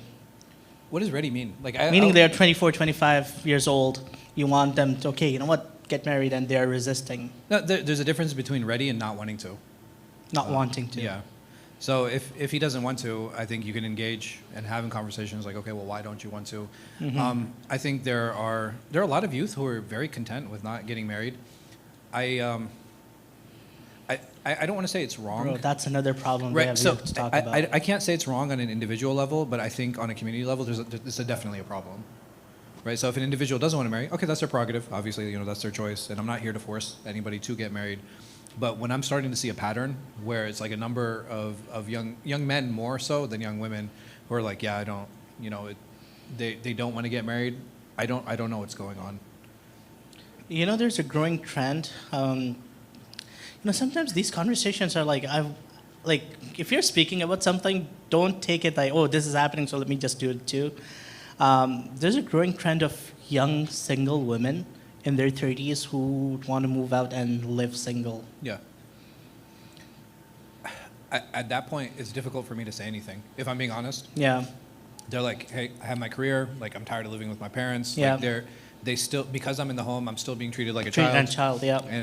And I'll tell them, like, go ahead, right? Yeah, do it. there's very little I can say. The problem is that I think I have some young women who they'll tell me is like, okay, but don't men look at that and don't they think it's like some kind of stigma? I can only speak on my generation. Men don't care about your money, right? Like, however much money a woman is making, whatever her Really, degrees are. you don't it's think like, it's like still even within our generation, men feel threatened if women's making more? I don't know. Maybe there are men that are intimidated, but that's not the man you should be marrying, right? Yeah. Like, I just being honest. Yeah. All right, let's talk about this. This got the most votes. What do you think? I think we talked about this. Maybe this came before Maghrib. What do you think is an ideal timeline to talk to someone before engagement, then the timeline for engagement before nikah? I'm not for engagements. Like, that's not. Yeah, I'm not. I'm like very anti-engagement. It's like Okay. if you're ready to get engaged, you're probably ready. You're ready to get married. Get So married, just yeah. skip that and just Yeah, yeah. go with it. Okay, so what would you say is like, I don't know, there's no definitive answers, but like Mm-hmm. just in a general sense, let's say you start initiating like first meet or first text with the other person. Sure. What timeline should you reasonably give in getting to know? So if we're being honest, I think for any young man or any young woman, it's like if you're in a room with, as a man with a room with like 100 women, out of those women, there's only going to be 4 or 5 that really catch your eye. And out of those 4 or 5, there are going to be some that only caught your eye because they're extremely attractive. And then probably from them, there are going to be 2 or 3 that you're like, no, these are actually potentials. Yeah. And I think that's a very natural thing. I don't think, and if there is a man who's trying to marry 100 women, he has other problems, right? Like there are other issues. No, we're not talking about. We were Yeah. talking about you filtered out and then you But I'm first saying- meet. Yeah.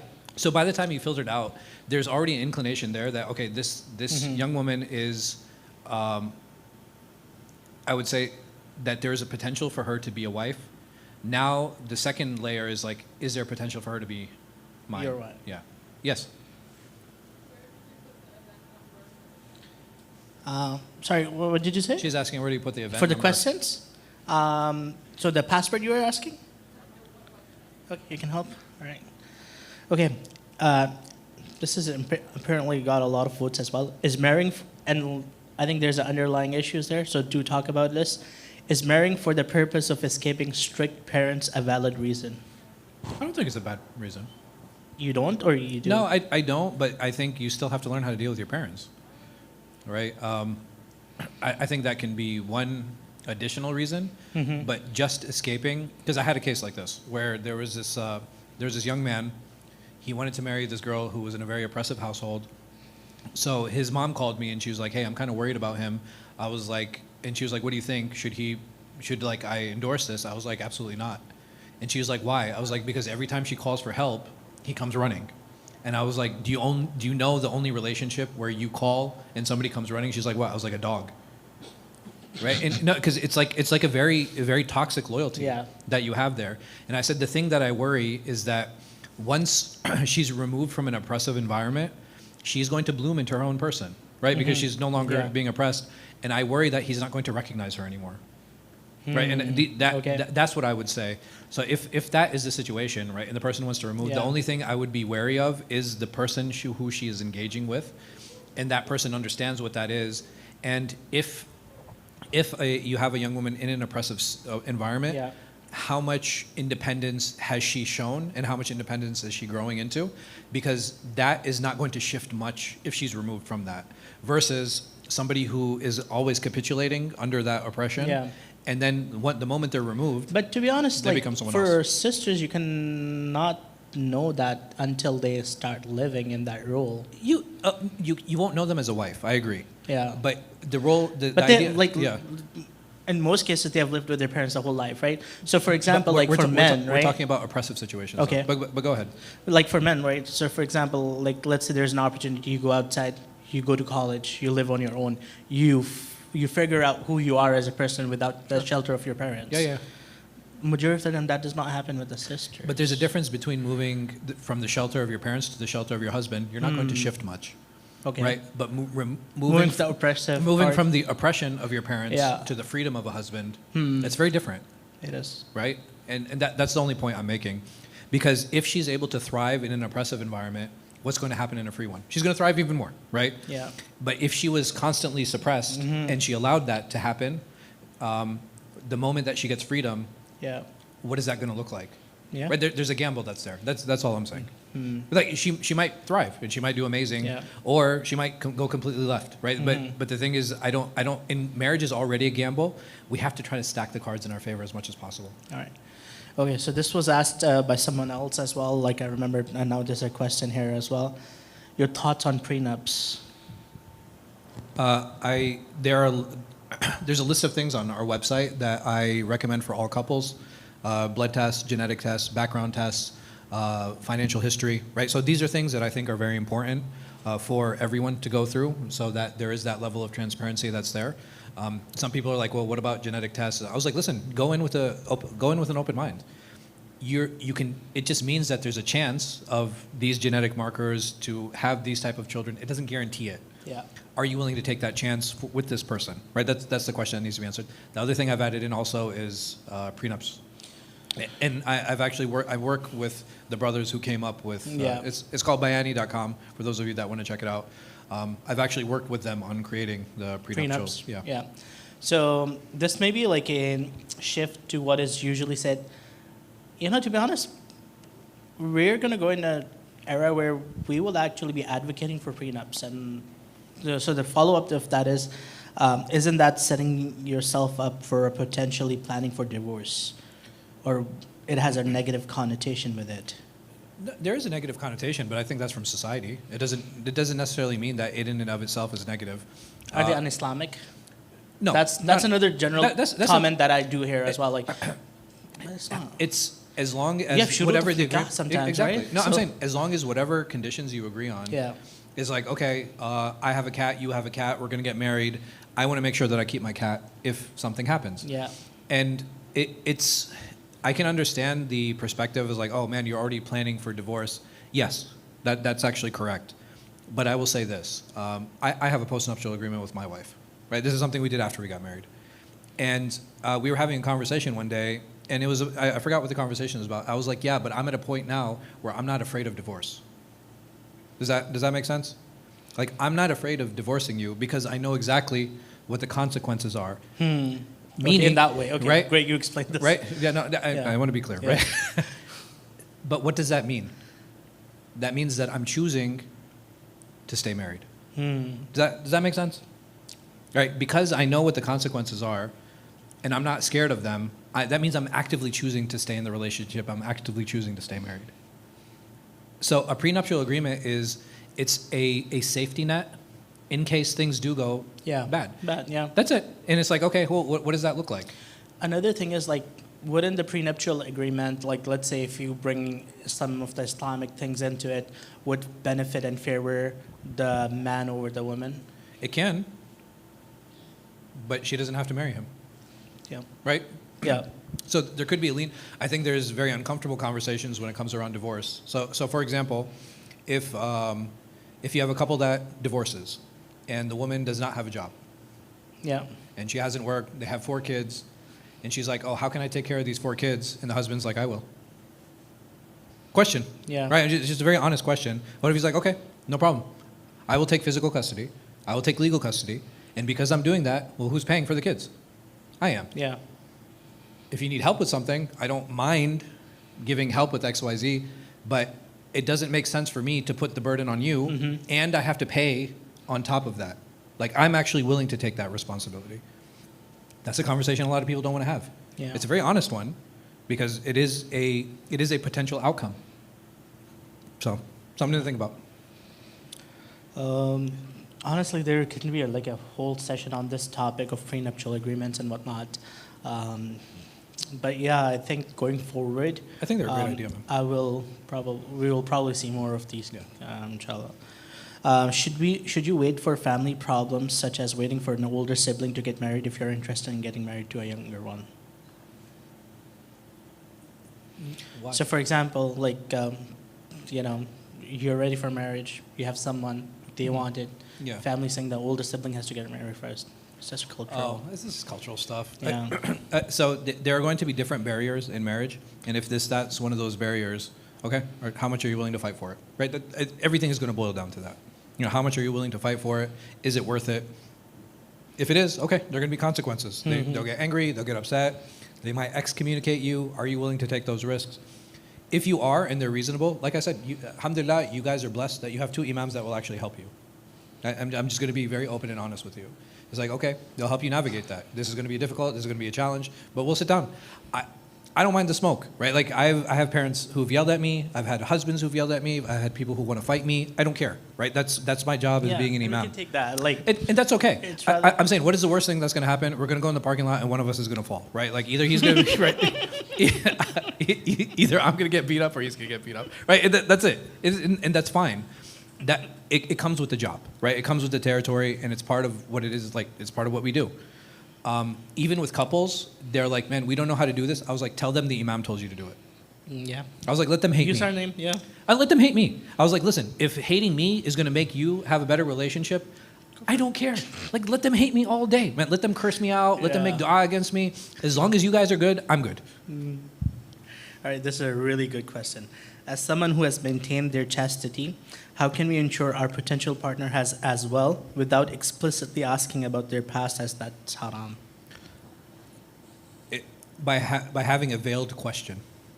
I think that's something that's important. A veiled question? A veiled question Okay. that chastity is something that's important to me, and I expect my spouse to be chaste.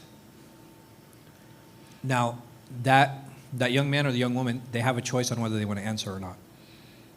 And they can just be like, I appreciate your question. I don't think we should proceed.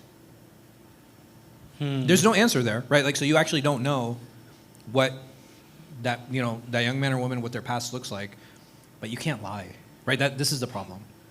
Yeah. This requires a level of honesty, and either you're going to be honest with them, or you're going to remove yourself. Withdraw that. Yeah. Yeah. All right, this is an easy answer, to be honest. How would you advise a sister? How would you advise a sister approach a brother she's interested in, like, for example, at the masjid in a halal manner?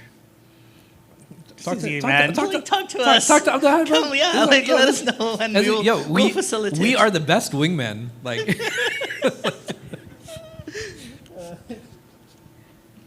All right. listen, we got you. Like, it's not Yeah. say less. So yeah. Should someone wait till they finish their bachelor's or after master's to get married? And if not, how can they manage during these university years and beyond? It depends on if they have family support. So if the family is willing to pay and take the risk and tell the other family like, hey, listen, we are his financial safety net. We're going to uphold this. We'll take care of them. If anything that somehow doesn't work out, we promise. Like, we got it. Go for it. Bismillah. If you are not in a financial position to be independent and you don't have that support network, Yeah. don't do that. You're only setting yourself up So for a lot of hurt. option one, financial independence. Option two, support from the family. Yeah. What do you find the biggest issues both men and women individually have when it comes to marriage? For example, mindset, aspirations, cultural influences, etc. Ego. Ego? Yeah, that's it. What's the solution? Be humble. That's the solution. I will say for young women, what I would advise them is be agreeable, Yeah. right? Because if you keep pushing back against a man is seeking peace, right? That's what everybody wants, peace in a relationship. Even Allah subhanahu wa ta'ala, He says, وَمِنْ آيَاتِهِ أَنْ خَلَقَ لَكُم مِنْ أَنفُسِكُمْ أَزْوَاجًا لِتَسْكُنُوا إِلَيْهَا. Right? Like, he wants peace. Like, that's what a man wants. A man wants peace in his wife. And if a woman is not agreeable, then he's going to be like, well, why did I get married? Agreeable doesn't mean that you agree with everything he says. I want to be very clear. But if your husband is making mistakes or your potential is making mistakes, allow him to. Let him fix it. And if there's a contradiction in what he says, use his own words against him. Don't use yours. I know, I'm being honest. Because it's an ego thing. And if you want to help your suitor or your husband, preserve his ego. I'm being very honest, right? And I'm not saying that because, men are egotistical or, there's a negative thing there. No, I mean, it is what it is. And men want to feel respected. That's one of the most important things that they have for them in marriage. And if they want to feel respected, you have to preserve that ego. And part of it is, again, letting them make mistakes. Because if it is somebody who's humble, they will make the mistake and they will come back and they'll apologize on their own. And if you're doing what they're asking you to do, and then you're finding their contradictions, and you're bringing the contradiction back to them, guess who has to solve it? Yeah. He does. And if you find someone who keeps making mistakes and who keeps having these contradictions, don't marry him. Simple. Mm-hmm. But most men, inshallah, have the humility to come back and they will apologize on their own, and they will, when the contradictions are shown, they will try to resolve them. What's your thoughts on a good mahar? On what? A good amount for mahar. I think it's fair, right? It's the right of a young woman to ask for a high mahar. But it's also the right of a young man to say no. All right. So Any recommended number that you have in today's day and age? we usually do like 5,000, Okay. right? I think that's reasonable enough for someone to walk away to feel that they have something substantial. What's the highest mahar that you have seen on a contract? Like 180. Yeah. Yeah. And people are rich, man. What's wrong with you guys? Like, like people got Men mo- just are like, people got money. Like nobody's asking you to pay 180. Damn, bro.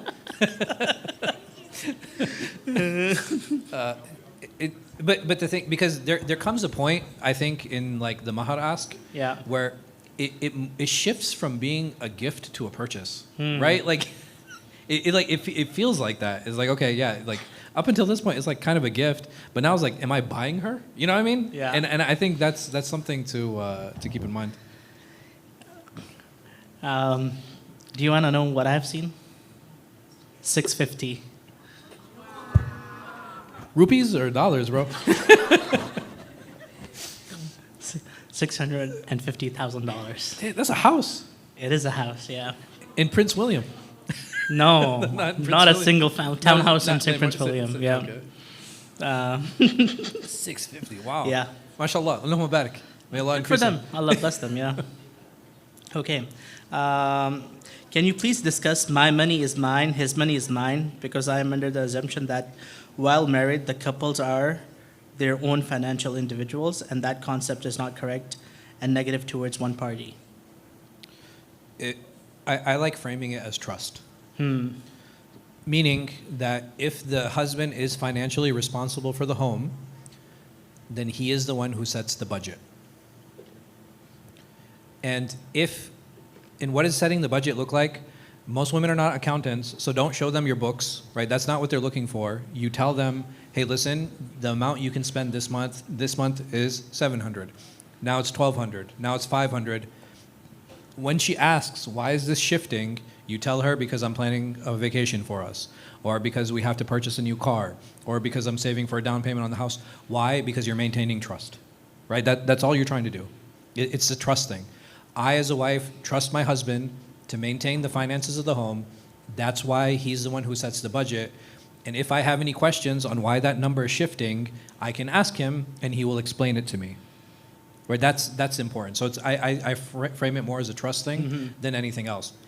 It's not like, because the problem with my money, his money, and your money and their money, essentially the husband just becomes an ATM, right? And which is partially okay. I'm still okay with a little bit of that mindset, but he becomes an unlimited ATM, right? So I want more money, so I'm just going to take more money, and I'm just going to keep taking money, and like the husband's like, what is going on? Like, I can't keep up with payments. And out of pride, for some men, I know that they will go into debt, right? They will go into debt. I've seen marriages like this.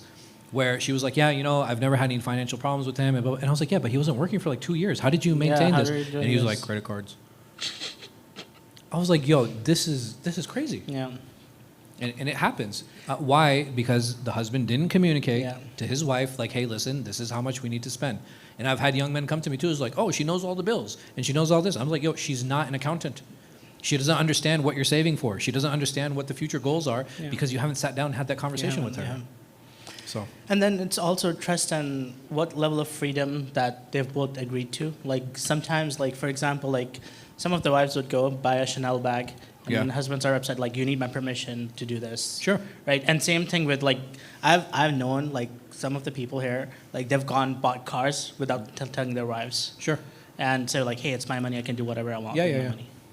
So this gets a little bit trickier. And the reason I say that is if a wife is getting everything, I won't say everything, if a wife is getting what the expected is, if a husband makes a purchase, that is his prerogative, Yeah. right? I'll give a personal example. So most of you probably don't even care, but like July 1st, there's going to be a new law where you can no longer purchase an assault rifle in Virginia. So people are panic purchasing. Yours truly. Well, what's the law? Included. You can't buy an assault rifle in Virginia from July 1st. Okay. So what happened is that I had told my wife, like, hey, listen, money's a little bit tight this month because there's a delay in the salary and whatnot. And then I bought like $2,000 worth of guns. So and she was like, you said that money was an issue. I was like, it still is, and I'm not lying to you, but because of these extenuating circumstances, and on top of all that, is there something that you didn't get? You know what I mean? Yeah. That you're telling me? Because I didn't tell you no, I told you not now. So, Yeah. so I like I said, I think there's a little bit of nuance in there. Yeah. But the problem with repeatedly doing that is like, oh, I'm going and buying this, and I'm buying this, and I'm buying Yeah. this. The trust we were talking about, right? Like you lose trust in the You relationship. do.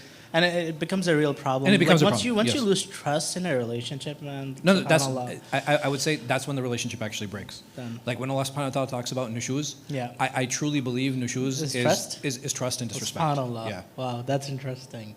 I never thought about that. So it's because now you're willing to disrespect your spouse. Yeah. And what about men who are very controlling? Like even the smallest purchase, like wives out to the mall. You were like, why did you get this? Sure. So I think there are a lot of men who try to use their spiritual authority over their wives, Yeah. saying that, oh, well, I can tell you where to go, and I can Yeah. tell you what to do, and I can tell you what to I buy. can only leave with my permission. No, and you can only do it with my permission. And they're right? Like I'm not here to say that they're wrong, but my question always is how many times are you going to pull the lever until you develop resentment? And Allah subhanahu wa ta'ala, He gave you this power, and with power comes accountability.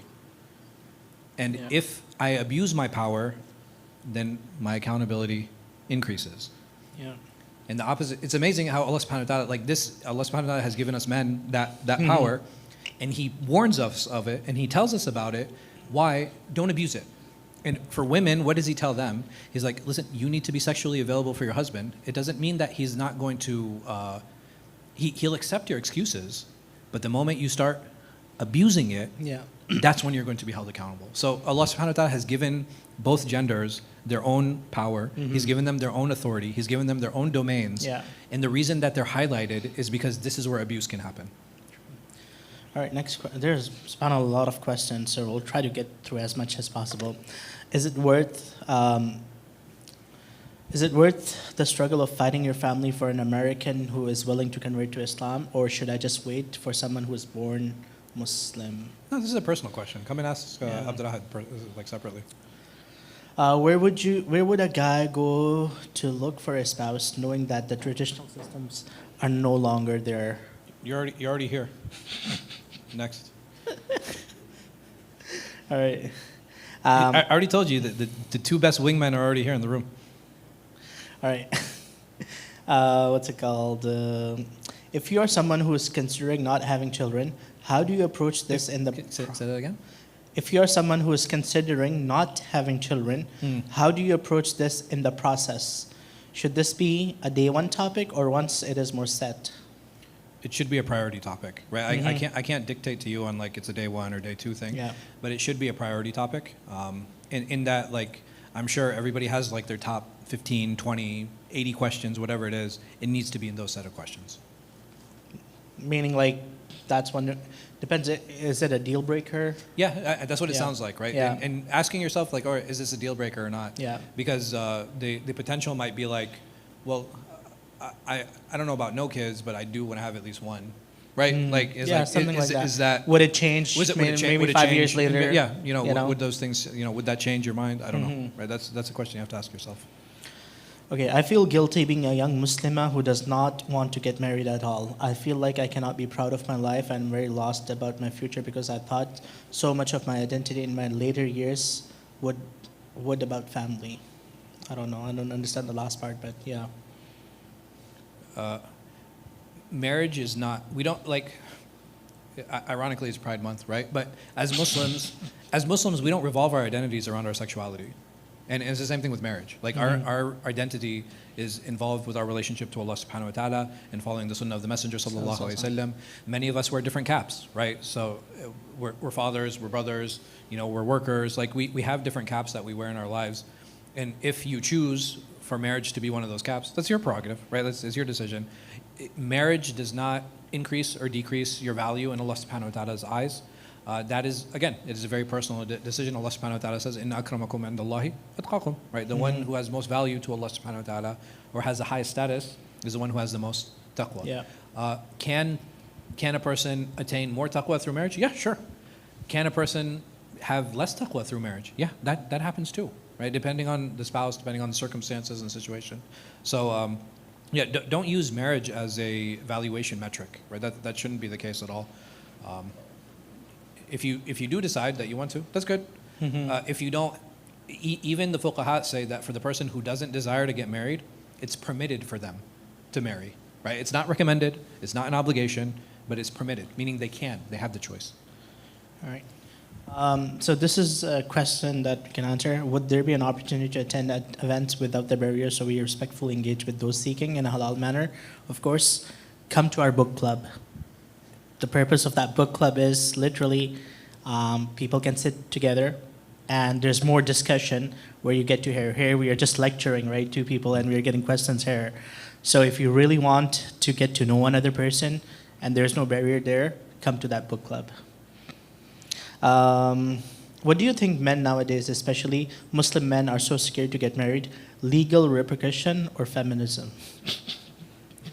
I have a feeling that this question is from a female. I don't know. I think there are different men have different hesitations on why they want to get married. I think I will say this.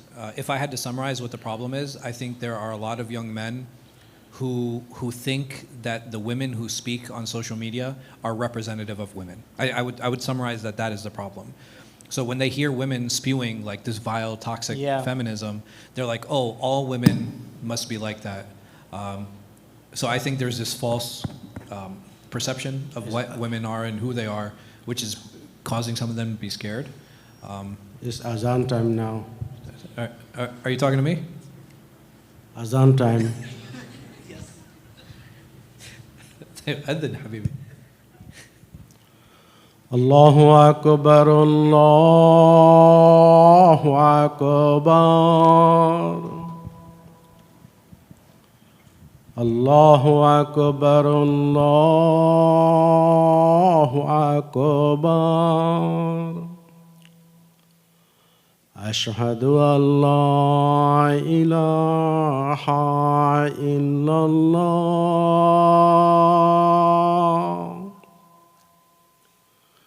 أشهد أن لا إله إلا الله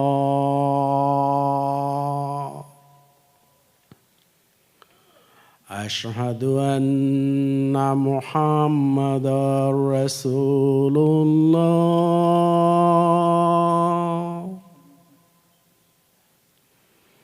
أشهد أن محمدا رسول الله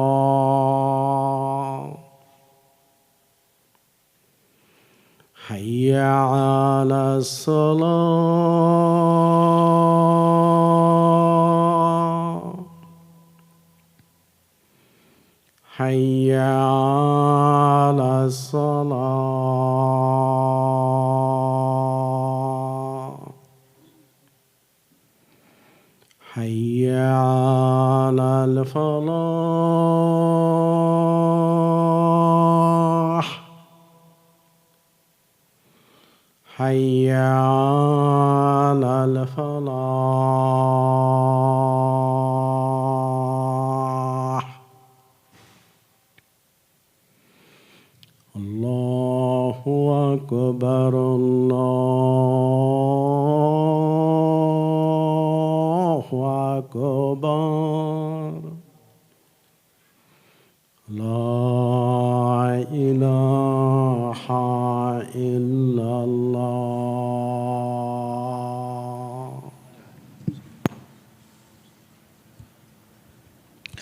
All right, so this is a really good question. How can we reject someone after courting and realizing that we aren't compatible? You know, sometimes people are like, yeah, I don't want to hurt them, but I don't want to marry them either. Sure.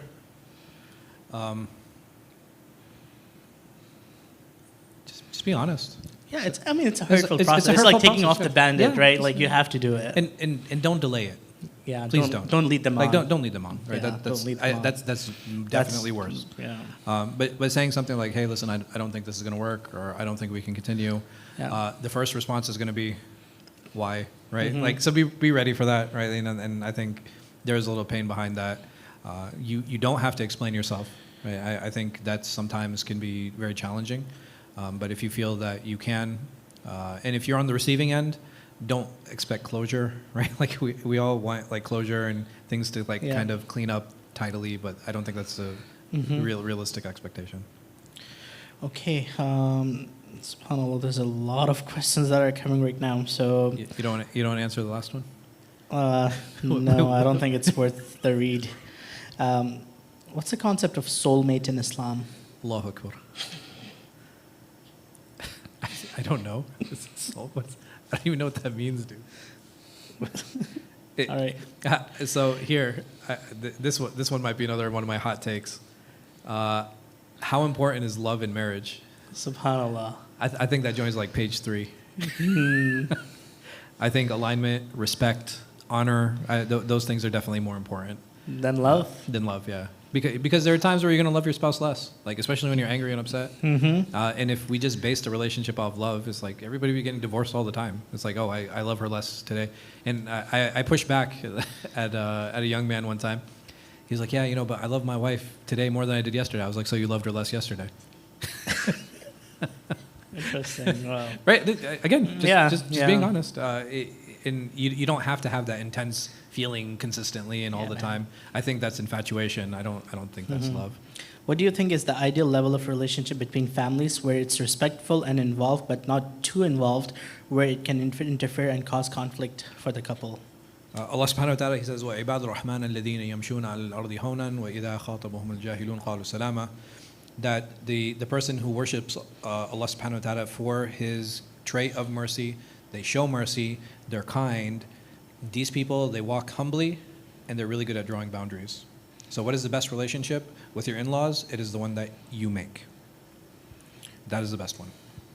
All right, this was a good one. And meaning that your husband should stand up for you in front of his family, and you should stand up for your husband in front of yours. Right? That I would say very simply, because you are the only one that has leverage with your family, and he is the only one that has leverage with his, and that is how that balance is set.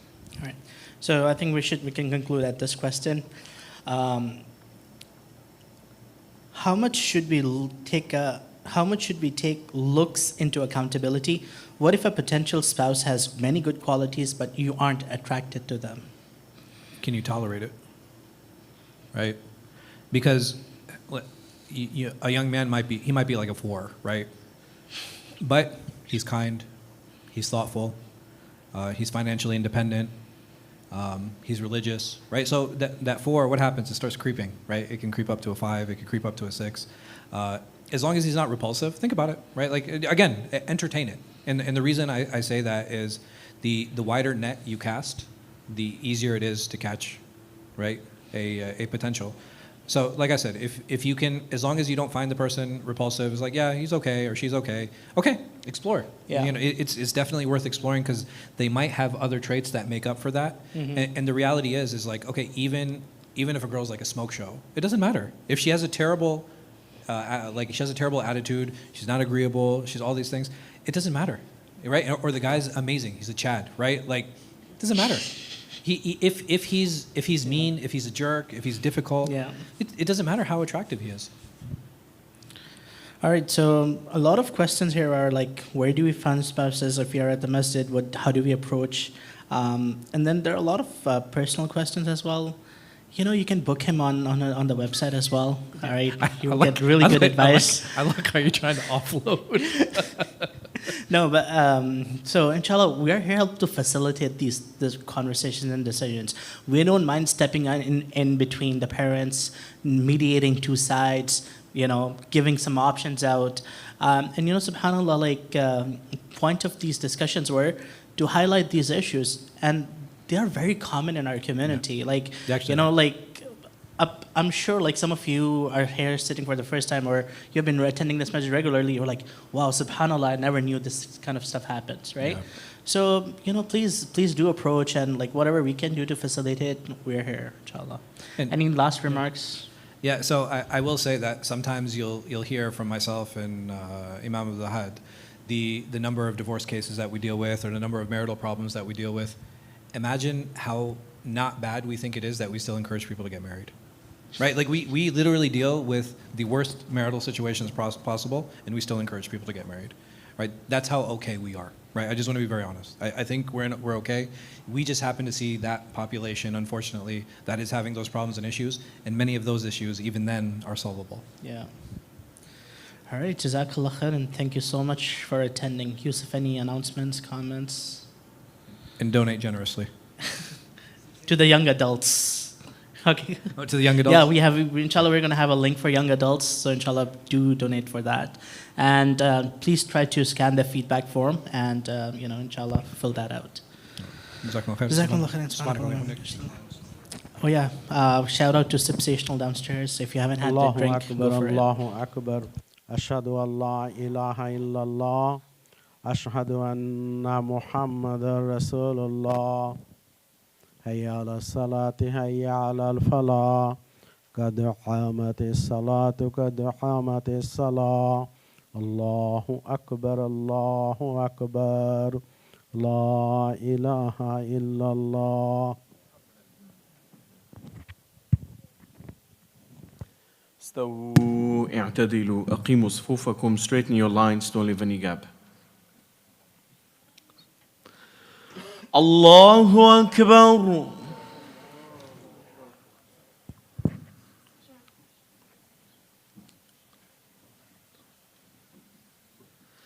بسم الله الرحمن الرحيم. الحمد لله رب العالمين الرحمن الرحيم مالك يوم الدين. إياك نعبد وإياك نستعين. اهدنا الصراط المستقيم. صراط الذين أنعمت عليهم غير المغضوب عليهم ولا الضالين.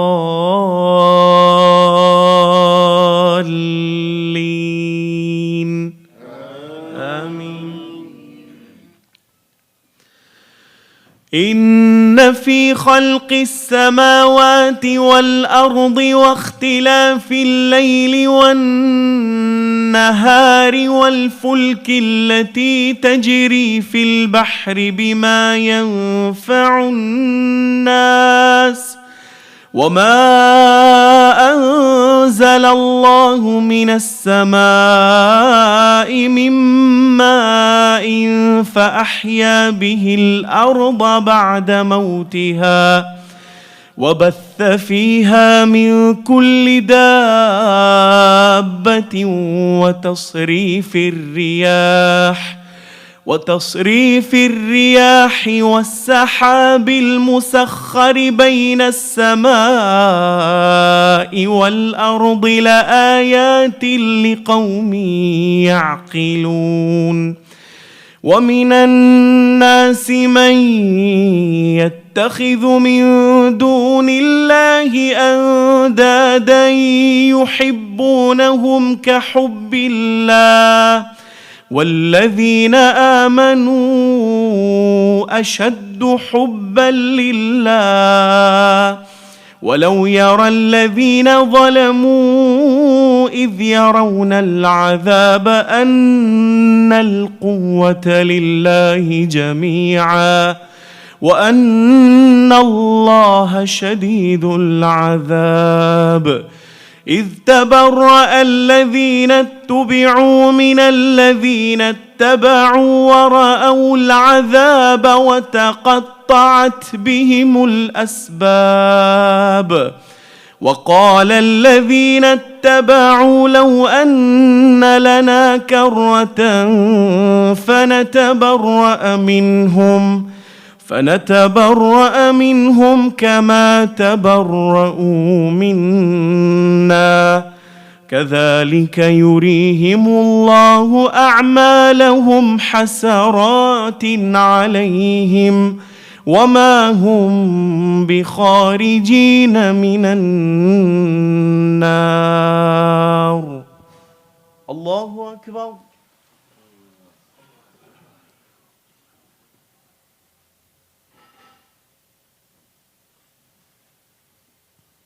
سمع الله لمن حمده. الله أكبر.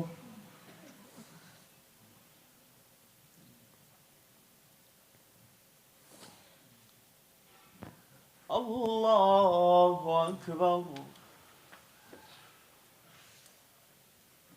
الله أكبر.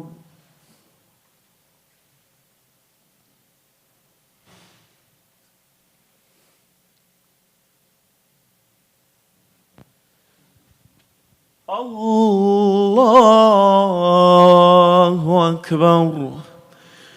بسم الله الرحمن الرحيم. الحمد لله رب العالمين الرحمن الرحيم مالك يوم الدين إياك نعبد وإياك نستعين اهدنا الصراط المستقيم صراط الذين أنعمت عليهم غير المغضوب عليهم ولا الضالين.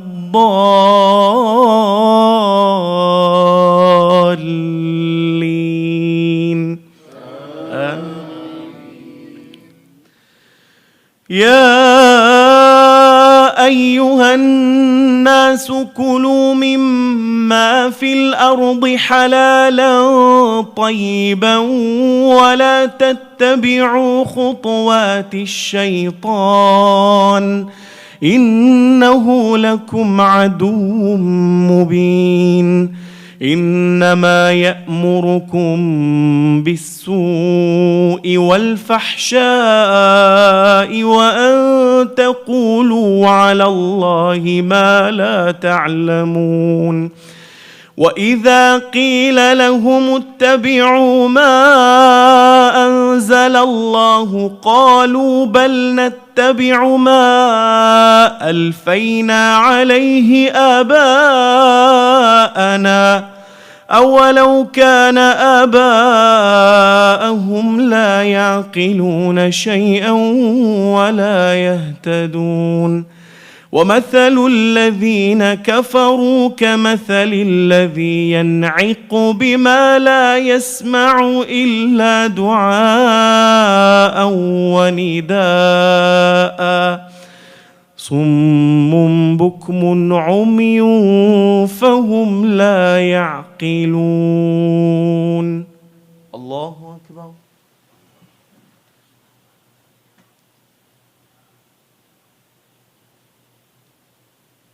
سمع الله لمن حمده الله أكبر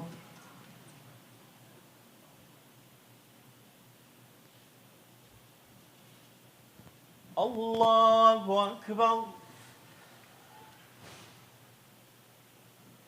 الله أكبر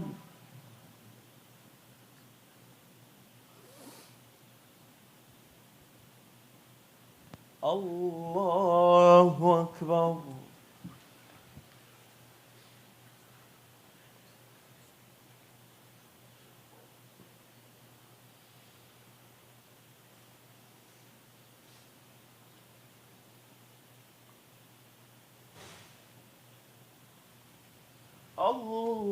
الله أكبر بسم الله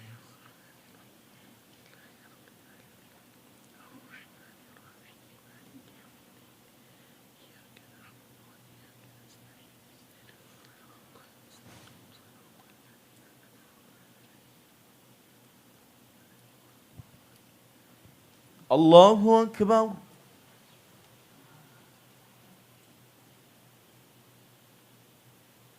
سمع الله لمن حمده الله أكبر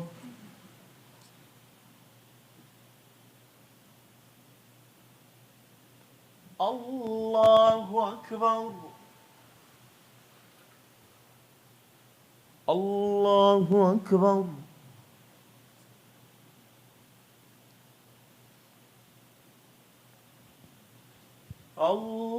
الله أكبر بسم الله الرحمن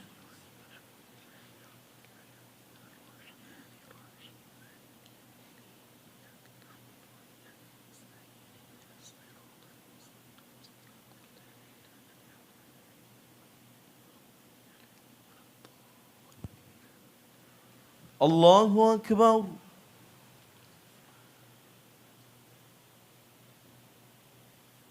سمع الله لمن حمده الله أكبر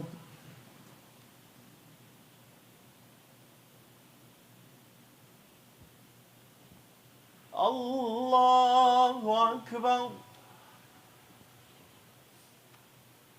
الله أكبر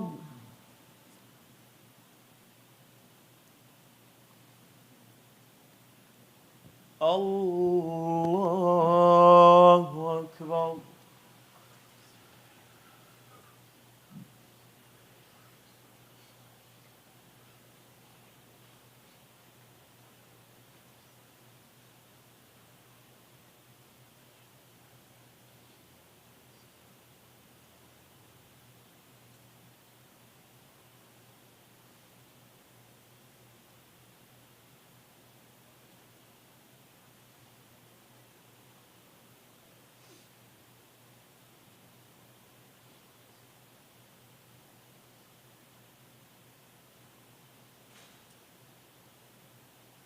السلام عليكم ورحمة الله السلام عليكم ورحمة الله